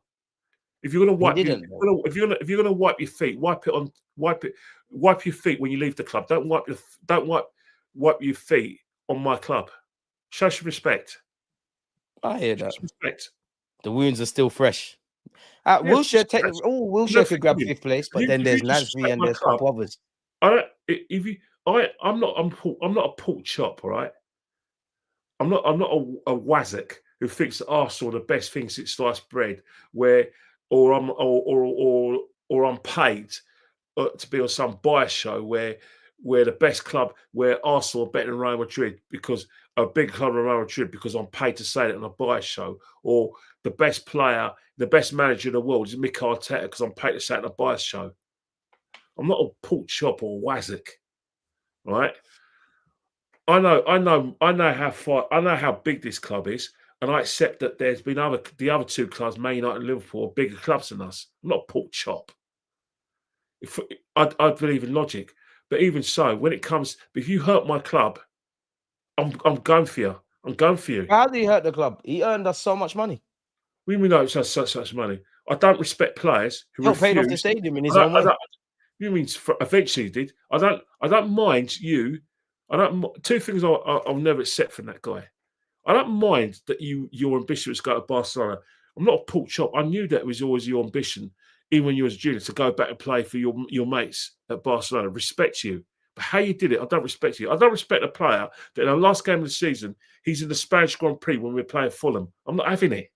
We knew he was a cunt. A player that came for pre-season and refused to play play so he can get his move, and then refused. Yeah, but we don't know everything. Look how they speak about it. No, it's exactly what he did. And then instead of us going in auction so we could get more money from Barcelona, he said no one else. So it cost us money in terms of putting him in auction. So what he wanted Barcelona, though. Why would he want to go to auction if he wants to go to Barcelona? He got the price down, and then when he comes back from England, he goes and tells the biggest lie ever that Arsenal didn't want him. We had first option when Mourinho already contacted you. You already met Mourinho in Barcelona, and you already agreed that you join Chelsea. So why weren't Wenger involved in that? But that ain't the our fault for not stealing the march then. No, if that is the only offer, what can he do? Guy's mind was already mine to go to Chelsea. Don't insult my intelligence and by using it was Wenger's fault. And Wenger did say we have Ozil and this one. Yeah, and that that's nonsense. Wenger's just too nice. Wenger protects his players like cubs, even though when they take the piss out of him. Serge Fabregas was disrespectful, and he's a liar. Serge Fabregas already going to join Chelsea. Why can't Arsenal fans just see that? We sort of just say, I'm not mad at him for joining Chelsea. I'll be so real with you.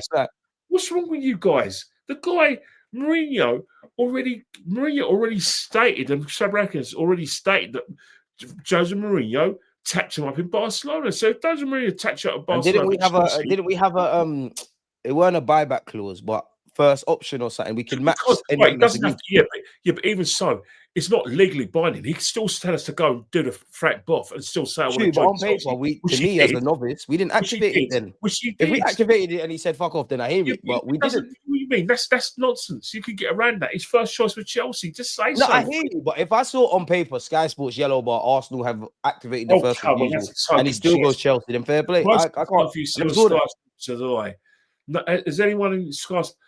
There's a lot of people at Sky Sports are horrible people, but that's not going to be news. There's a lot of people who've lost their jobs at Sky because they're horrible people to work with. I know who they are, but that's not going to be news.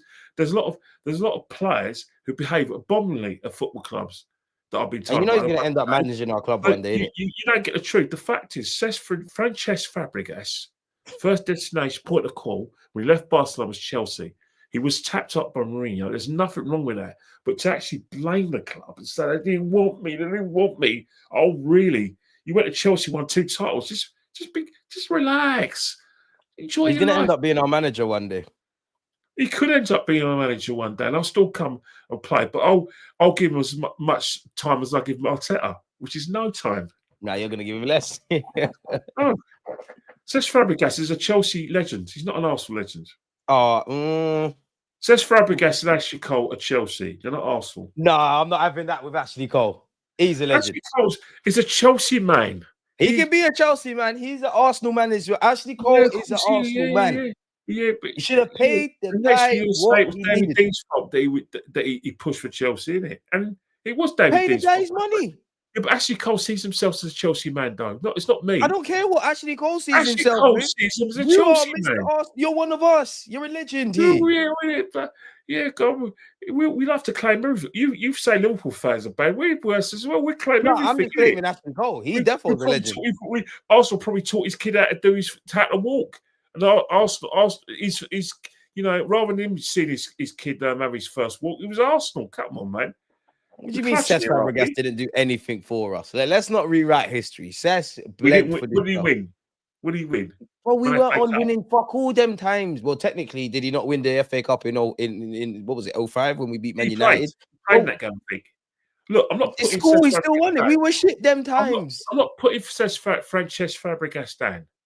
When Cesc was the man and the leader, early Emirates days, we were shit. Use town. That's what I'm saying. Look, I'm not saying Cesc is a legend, by the way. I wouldn't extend that to him. He's not a legend. Adebayor is seen as a traitor to the club when it was actually the club that threw him out. Yeah, they done him dirty. But Adebayor is hated and he's treated like dirt. But Cesc Fabregas, who done dirt in a club, is a legend. He's still got his ghastly flag outside the Emirates Stadium. Ashley Cole's more Arsenal than Cesc for me. How's that? Help me out here. Brother, he's invincible. He came from our academy. He should have been paid his money. He should have been. He is the poster boy of England international. It's Arsenal. He was the best fucking left back in the world at one point. Right. Ashley, you know how Ashley Cole feels about Arsenal is the same way Frank Lampard feels about West Ham. He can feel that. Ashley Cole, you were everything to me. Frank Lampard is West Ham. Is brought up in a West Ham through and through. Ashley Cole grew up in Stepney in East London, Bow, East London, was an Arsenal fan. Arsenal was his club, he's an Arsenal man, but he's got no love for the club. He's a Chelsea man, just like big Frank Lampard, West Ham through and through in terms of the way he was brought up through his daddy played for West Ham, is now a Chelsea fan. He's got no love for West Ham, just like Ashley Cole's got no love for us. I'm not debating that. Ashley Cole, you can love whatever you want. You're an Arsenal man to me. That's to you. To me, you should have paid the man the money. Obviously, Chelsea were on something different. Chelsea won the battle. I see Cesc Fabregas as a Chelsea man. I hear that. I don't even care about Cesc like that. I care more about Ashley Cole. The other thing that gets me right is that I've got the greatest respect and I've got a lot of empathy of how they left the club. There's nothing wrong with that. How they left the club, because you're right. You have to go where just like people have to go where the work is. You've got to go where the trophies are. Both of them, for footballing reasons, did the right thing in rejecting us. But it's how you do it. It's how you do it. Yeah, but the clubs get to hide behind that. We don't know. Don't get me wrong. Paid him the fees. Don't get me wrong. Clubs treat players like dirt, and it goes hand in hand. But the way Cesc Fabregas is portrayed as an Arsenal hero, even though the way he left the football club, I'm not accepting Cesc Fabregas as an Arsenal legend. I don't think Cesc is a legend. I don't know what you would call the one below legend or around that. No, I don't think you're a legend. I don't even think Aaron Ramsey is a legend. And I actually think I'm harsh to him. And he should. You know who I respect more? You know what Arsenal fans hate on Nasri, right? I respect Nasri for being honest. He was honest. He said I wasn't an Arsenal fan. So was Van Persie. Yeah, I respect them because they left the club in what fans say is acrimonious excess. They said the club is on X. I want to do Z. Yeah. So, what did the Nasri say in one of his online posts? Arsenal fans, enjoy your third place. I'm going to go and get on a winner's medal. To be fair, Kenny, let me stop you there. Yeah, I could be wrong, but I'm sure just before Nasri left, we had the Emirates Cup, and where I was sat, it was kind of like near the players type of thing. Somebody asked him, "Oh, are you leaving?" I know it's childish, and it was a little kid, and I know I'm being childish, but he said, "I'm not leaving." And then the next day, you saw what happened. So I'm on Nasri as well. No, yeah, but you know, Nasri, in that same season, right? You had Cesc Fabregas and Nasri leaving the club, right? They left the club in the same season, same summer, right? We've been through hell, you're right. Nasri was going to Man City, wanted to leave, but he conducted his pre-season. He played the first two games. You know, we played Sunderland and we lost at home to Liverpool. He played those first two games, right? Darkness. Still played and left after the Liverpool game. He went to Man City. He turned up for work. That guy didn't. Fabregas didn't. Sometimes you got to get your hands dirty to live clean, man. Who do you want me to respect more? Someone who still gave his all for the club, or someone who threw his toys out of the pram and refused to play? Yeah, but look at the years of service that gave us, man. We can't eradicate that. Yeah, but even so, he treated the club like a dirty town. At the end, he bled for this club. He gave us so much. He stood up to be counted enough, man. He went to war with his Spanish colleagues. He was ready to take off heads of Barcelona, like he said in his interview. You know the situation, right? He's a real G. It's that he went about it the wrong way. He was right. He was righteous in his viewpoint that he wasn't going to really fit with us. He was proven right. He was righteous to go to Chelsea. But what about when we benefit from tapping up players, Kenny? Because we've done that. Well, bloody hell, we do that all the time. I mean, that's the thing. I've got no problem with that. But the trouble is that I love Arsenal. I don't love other clubs. I love Arsenal. And when I love Arsenal, you're right, I'm its greatest protector. A lot of people think that I hate the club because I don't back. They can never accuse you of that. And I hate. Why don't you know if you have a season ticket? See the players' names. Trust me, you cut me. I bleed red and white. No. Right?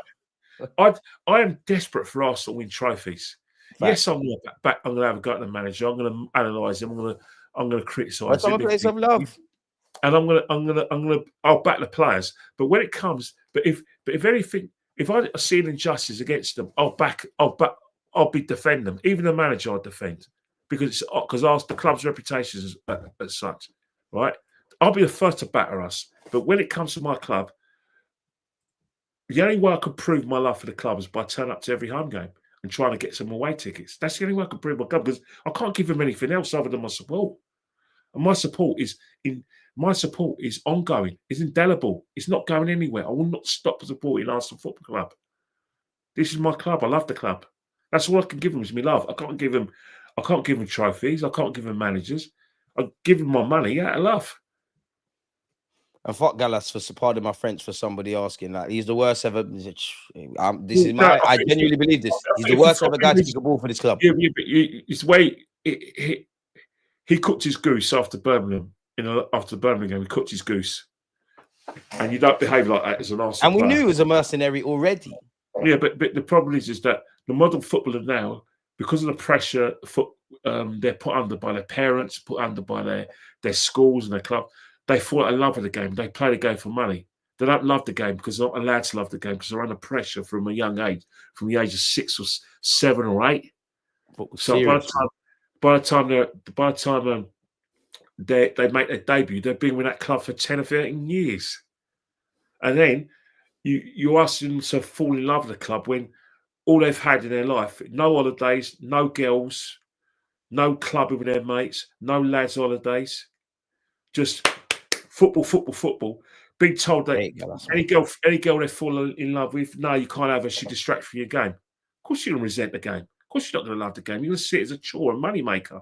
It's psychologically, if you know, footballers lose their love for the game very quickly. On the same side, there's some people who already make the sacrifices. Gary Neville tells anyone who listens that as soon as he was serious about becoming a footballer, he dumped all his school friends. He dumped all his friends. He wouldn't have girlfriends because he wouldn't make it at Man United. So on one side, you've got Gary Neville. On the other side, you've got the lad who resents the game, who don't play for money. William Gallas, Assel Coote, all those sort of players play for love, play for money. Because but Assel Coote conducted himself in a certain way. Gallas was tell anyone, Bobby Zamora loved the game. He plays for money. Ben White hates football. He plays because he's good at it. He doesn't love the game like we do. That's because White. I don't even care if you don't love the game. But that's it. For every Gary Neville, there's a Assel Coote. I wouldn't want to have it because I want to pick on Ben White because everyone picks on him. I'm going to say for no reason as well. Yeah, so I'm going to say, and that's the situation where football is. The pressure is excruciating. You know, ever since the exception of Premier League, footballers are now pop stars. They're superstars. They're bigger than reality TV stars. People forget they're human, man. They're bigger than soap stars. They're bigger than, you know what I mean? They're the biggest things in this country. Everyone wants to marry them. Every girl wants to sell stories of them. You know what I mean? You know, it doesn't matter whether you look like Luke Chadwick or you look like Jane Redknapp. You're gonna get laid. You're gonna get laid, aren't you? That's why it was. I mean, Benjamin Mendy. He probably couldn't. The way he was going, he didn't do much. And that he said, "Oh, well, he basically told the courts, I've got to take every opportunity he can get." I mean, he was going like he'd never seen a woman in his life, and he nearly lost his liberty. That's what leads to a lot of men's demise in society. Man, people can't keep it on their pants. Some people, every hole is a goal. I mean, you know, that's the situation. But that is the situation. Peter Crouch says, "What would you be if you weren't a footballer? I'll be a virgin." He said it. He said it. I think that's his sense of humor, man. With a sense of humor, he would have went far with the ladies, man. He's just an idiot. Yeah, but come on. I'll tell you one thing. He wouldn't be pulling his wife if he were a footballer. Yeah, no, 100% not. She's smart. She's starting from early. Don't get me wrong. You fall in love and you fall in love for Dave, but you know, love at first sight. If you weren't a footballer, there'd be no love at first sight. But that's the situation with footballers. You know, we think it's this glamorous sport, and we think that the players love the game as much as we do, but they don't. For various reasons. Anything, I rate it, Kenny. I rate footballers who don't. I want you to love the game. Well, I don't want them to admit it. I understand. No. Ben White clearly loves the game. He doesn't love that other side. And when you look at someone, you know what it is, DG? I love the game so much. I don't want to hear someone tell me that they don't. You know. All right, let me tell you about me. You have to be able to switch off, man. That's what led to Wenger's demise. He knew nothing apart from football. Your mum, your parents are going to want to hit me with a stick and give me 6 of the best, because I'm going to tell you something. I don't book holidays during the football season. I refuse to go in any holidays during the football season. My ex will tell you that. Myth. My family have been on 4 holidays, 3 holidays this year in all summer, and I haven't been on any one of them. And my excuse is I want to look after the dog, but really, the last holiday, be near the TV watching the game. They went to Sicily. The whole family went to Sicily. I didn't want to miss the first game. I didn't want to miss Arsenal's first home game. And the year before that was the same thing. They all went on holiday, and all the holidays being in August. I won't go because I don't want to miss Arsenal's home game. What sort of man am I? But that shows you how much I love football and how much I love the club. I'm surprised my wife hasn't divorced me. We've been married for 21 years. Big her up, man. Yeah, but she could do a lot better than me. Can you imagine if you're married to me? Than me, because I would never ever say that. Any girl is married to me. Like, how you mean? And you know what it's like when you're in a relationship. You want some sort of spontaneity. You know when your girlfriend wants you to go to a wedding, a best mate's wedding. She wants you to be a partner. They always want you to be friends with the other man. I'm not your brethren. The Arsenal's on, or what's happened? Your girlfriend wants to put this nice little weekend away. Maybe go somewhere nice. Go to the Pyrenees. I've already booked the tickets. Let's go on the Eurostar and go to France. Arsenal playing. All I'm saying is money. This is why men and women are different. Well, I can't do that with me. So she deserves a medal to be mad. She deserves a medal to put up with a man like me. Yeah, she does a medal. You know what I mean? Big up your missus, man. Big up your missus. You're going to get found out eventually, Mr. Kenny. Calmly, you're right. But you know, tell me something. The biggest star in my family is my wife. Kenny, you're a better man than me. See, if I got a wife or a girlfriend, I'm the star. We're both stars. I'm the star. I'm the Thierry Henry. Get out of it. You can be the Ray Parlour. You think about the situation. I'm not Harvey Elliott. I'm Mohamed Salah. You think about a situation. If you're a diehard football fan, you're not gonna have a nice home life. I know a lot of fans I've been to football with have been divorced. I know some guys I've gone football never had a girlfriend. I'm not going to lie, that sounds like a personal problem with him. I don't think it is. I think what's happened is that there's one guy, we won't mention his names, we love him. He might be playing for our next team as well. There's one guy, we love him a bit, but I've never seen him with a woman. He's married to Arsenal. That's not taking the mickey out of him, but it's a fact. You might find it funny, but it's a fact. He's a cool guy, man. You know what I'm talking about, don't you? He's married to Arsenal. He's married to the game, big him up. Nah, he probably is, man. He probably is, man. He probably got a wife. I've never seen him in a relationship. And that's not putting him down. But there are people I've gone to football with who are like that. That you don't talk about it. You don't. It's one of those things you don't talk about it because it's him. It's him. It's her. You know? It's too obsessed with, as much as I love Arsenal, that's too much obsession with watching 11 men running up and down the field. It's crazy. You say that. These men and women struggle during the pre-season when they haven't got Arsenal. We know a good friend of ours who is no longer with us. He struggled big time off season when there was no football. You know I'm talking about, don't you? He's a good friend. We missed the excitement, man. The highs, the lows, the bitching, the being excited. Nobody can explain the love we have for firstly football, second of all our clubs. Madness. Yeah. He went home and away and watched Arsenal during the pre-season. He struggled. R.I.P. Claude, man. Because he struggled without the game. Such a sound geezer. You know what I mean? And that's a situation. You know, that's why I always big up fans, my fellow fan. I've got no problem. Some of them are absolute pork chops. Absolute pork chops. Right? But I'll tell you one thing, though. I respect their dedication to this football club. I really do. Whether you're abroad, waking up at stupid o'clock, whether you're a season ticket holder, shelling out thousands of money. Yeah, madness. And it's a shame. It's a shame that the football and the football clubs don't appreciate. Let me just put the light on. Yeah. And it's only going to get worse, man. They don't care. They don't have to appreciate us. Clubs don't appreciate them and try to get the new fan who will spend millions of pounds. Like, for instance, you talk about content creators. I've got nothing against these guys. You know, I'm sure you guys are.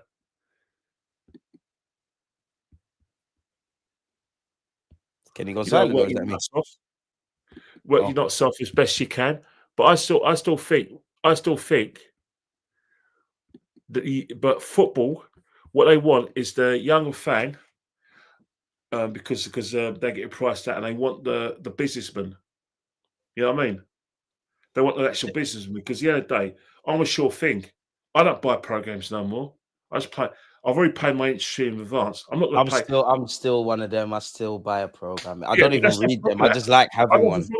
I get. Nothing wrong with that, but I get programs. I'll take them, obviously, but I won't buy one. I'm not going to buy food because I've already. That's one thing I won't do at the Emirates. Yeah, you're robbing me. Yeah, but the businessman or the match going, the sort of day tripper from abroad, or the young fan who goes for the first time, he wants. He's gonna want a shirt. He's gonna want the half and half scarf. Personally, I've got no problem. Death to the half. I've got a problem with it, but I understand it. If you're a day tripper, right, and you want a memento, two things.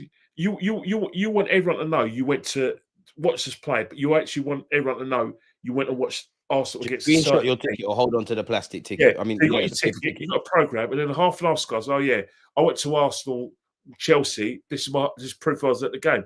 I get it. I get the concept, but the problem is, I only get it for little kids, and even then, my onboard son can never do it. I hate it, but they sell like hotcakes.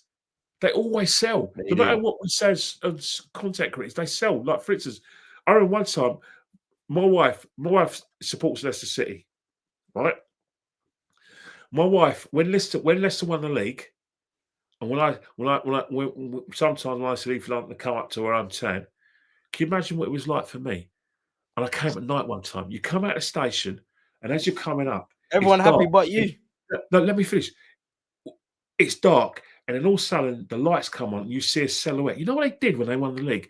They had the ghost-like pictures of all the players with the title championship, and it was like on big little silhouettes. And you're an Arsenal fan, and you had to pull up with that.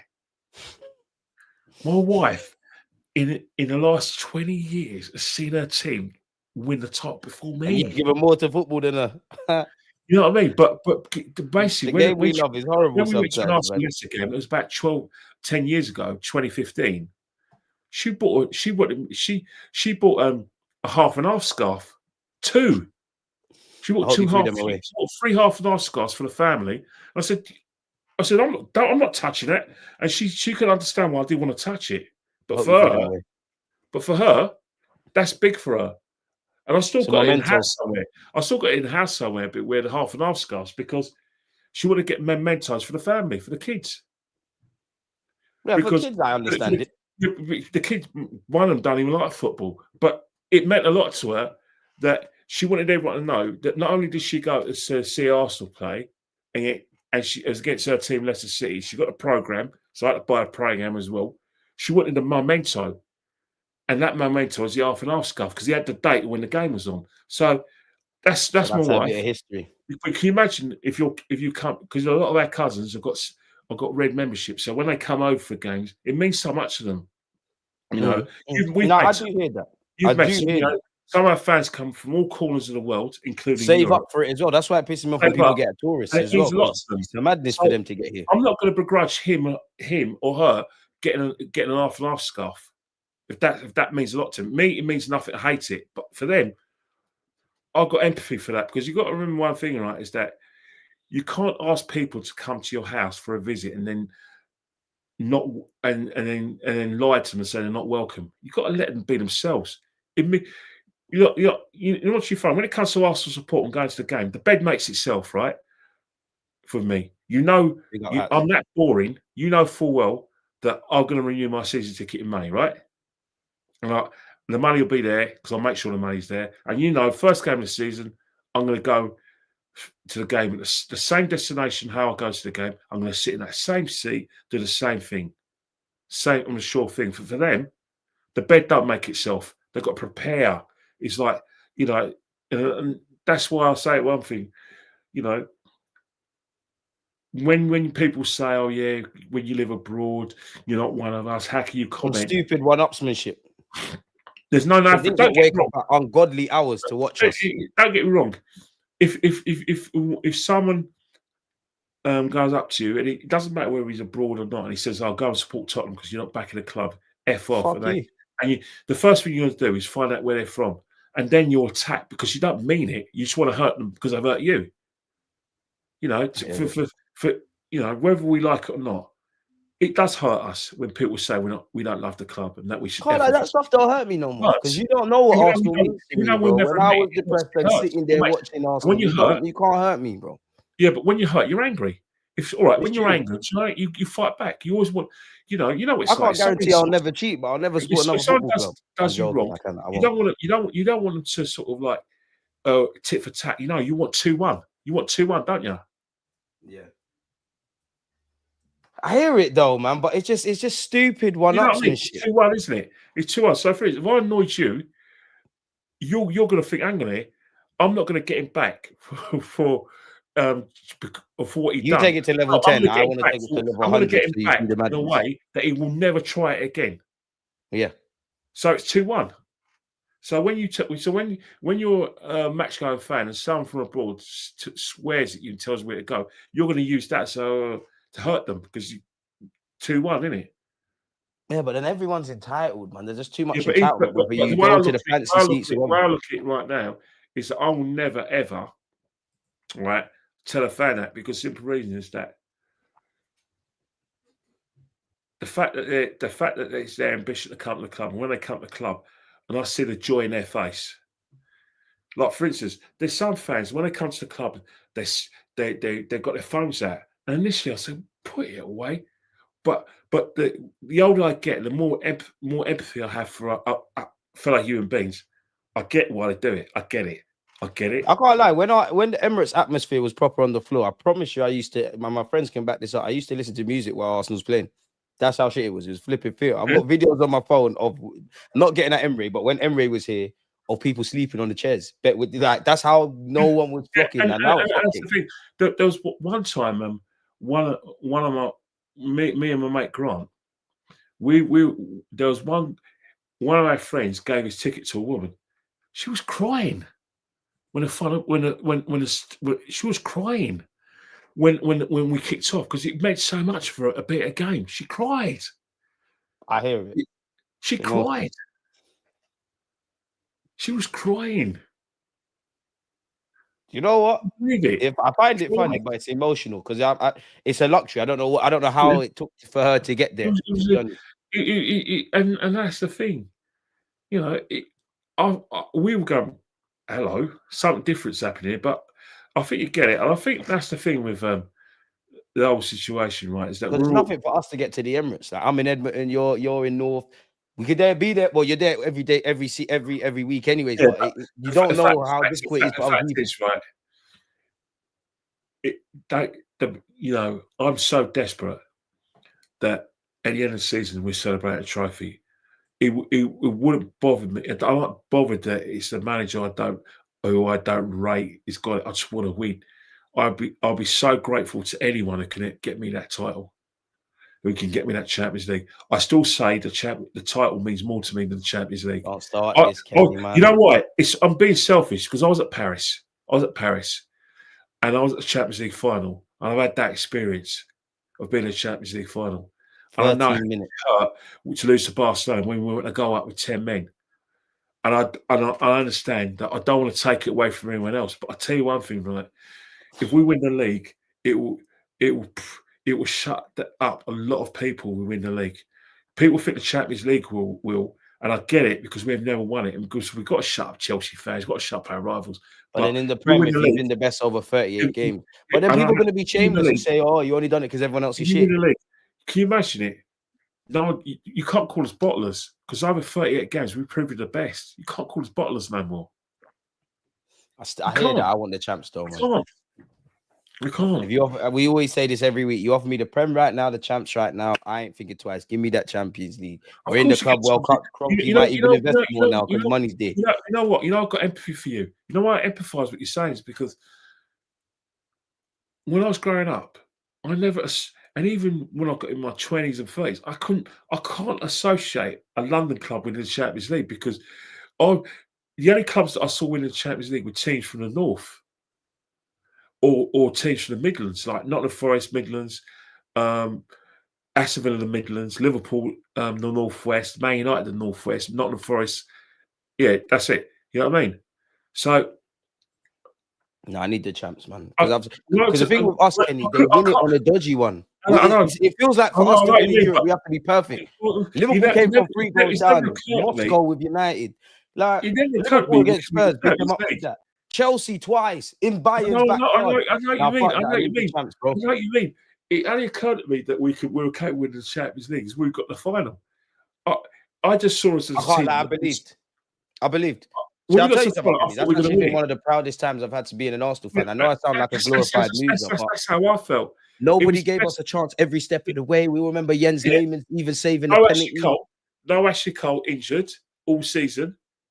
You know what I mean? And he only played in the final. But Flamini, Raquel made penalty saved, Juventus, Vieira coming back and getting bought. That's it. As you said, we took the lead with Sol Campbell. And we were crap in the league as well. And we were crap in the league. And we were shit in the league as well. Yeah, but the thing is, right, that's when it actually occurred to me that we could actually win the Champions League. And then that was our pinnacle in Europe. We got to be real. And then that's when I thought, yeah, I really wanted it that badly. But then we for the last 19 years, 20 years now, we've never got close to a final. Probably got to 2 semi-finals. So again, my ambition was to win the league because when I looked at the teams winning the league and the fact that we got close, I think about the times we won the league under George Graham, 89, 91, and the 3 leagues won under Arsene Wenger. For that, I love Arsenal being called champions. They're champions. Like I've seen that, man. It's like the first game next season. The glory hunters. It's right, DG. The first game next season, I would like to say Fulham are playing the champions, and it's Arsenal. I do want to guard of honor, though. I love to say the league champions. It's so prestigious, but I get where SLD's coming from. Yeah, come on, man. Big up DJB because it says the same thing. I'm tired of that Champions of Europe. There's only 2 chants that rattle me. It's that and when they go, same old Arsenal, we're cheating. Yeah, but you know what? You know what it is, right?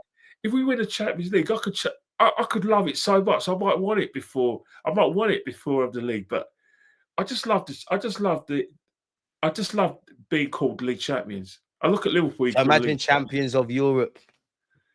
I know. The whole continent has to bow out. There's a video of Chelsea fans singing to me, "You'll never sing that. You never sing that Champions of Europe. You never sing that." That was funny. You look like you're going to. And I understand the situation, but I do think that this team needs the Premier League more than the Champions League. They need it badly. I think they need all silverware, man.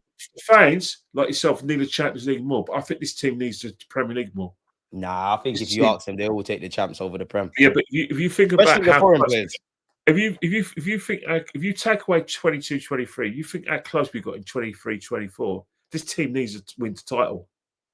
I genuinely believe that. It was at the Emirates, and it didn't stay at the Emirates. Well, the last game of the season is at Crystal Palace away. Can you imagine it? Last game of the season, Crystal Palace away. Eze bagging. Well, tickets were at a premium.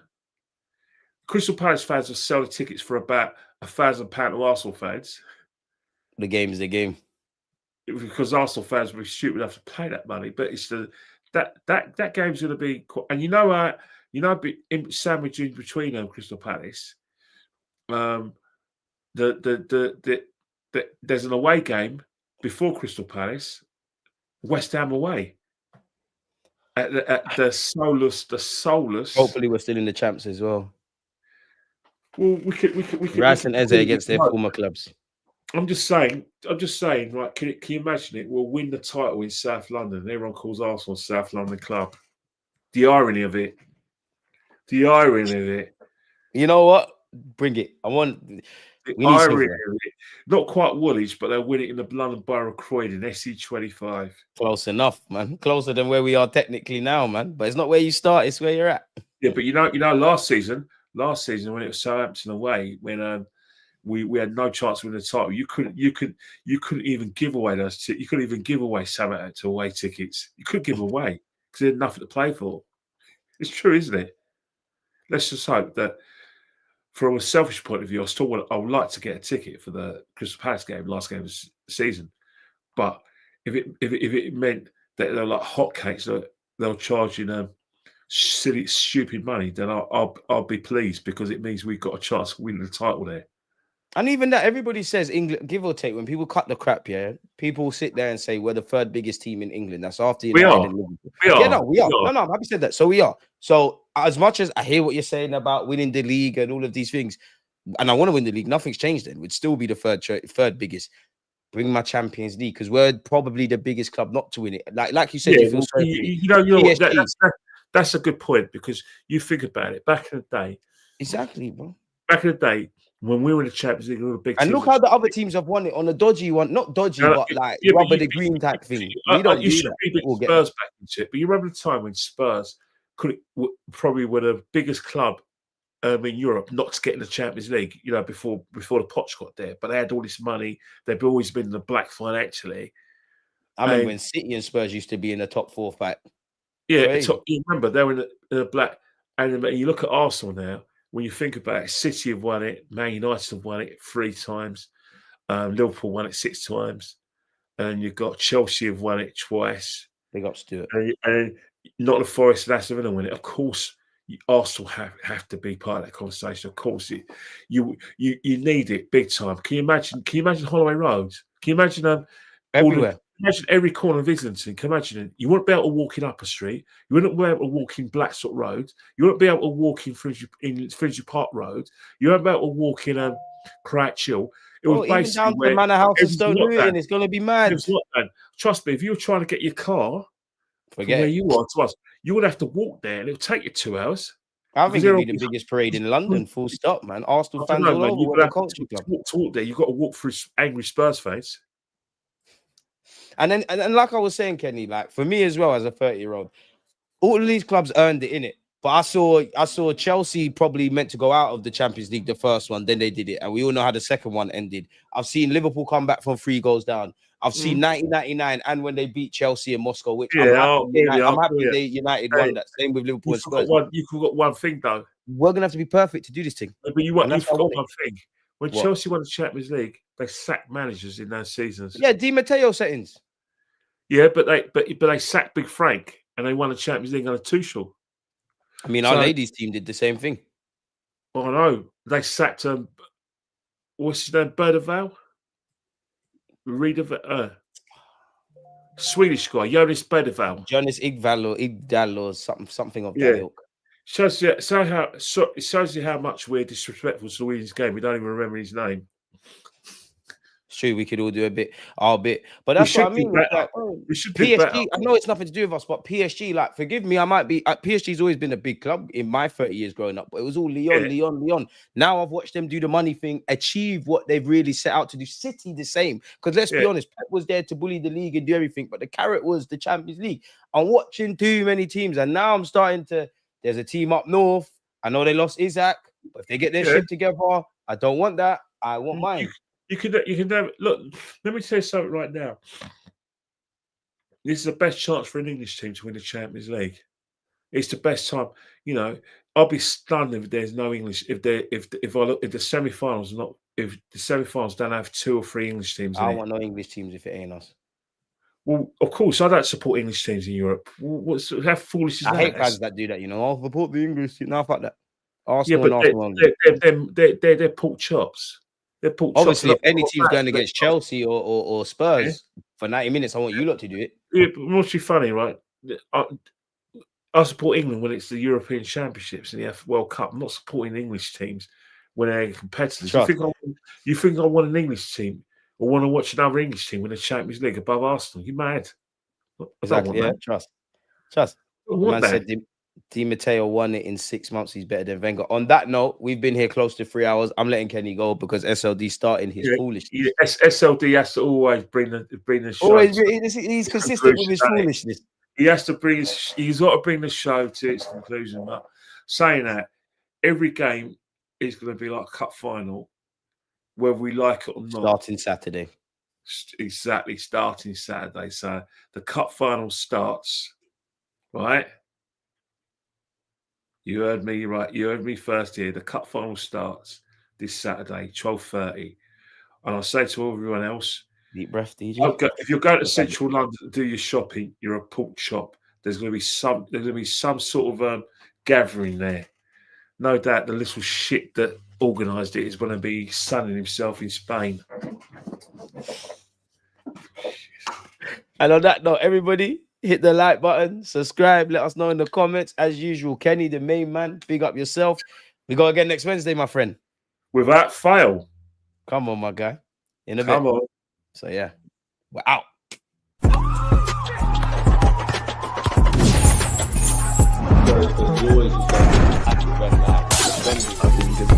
Like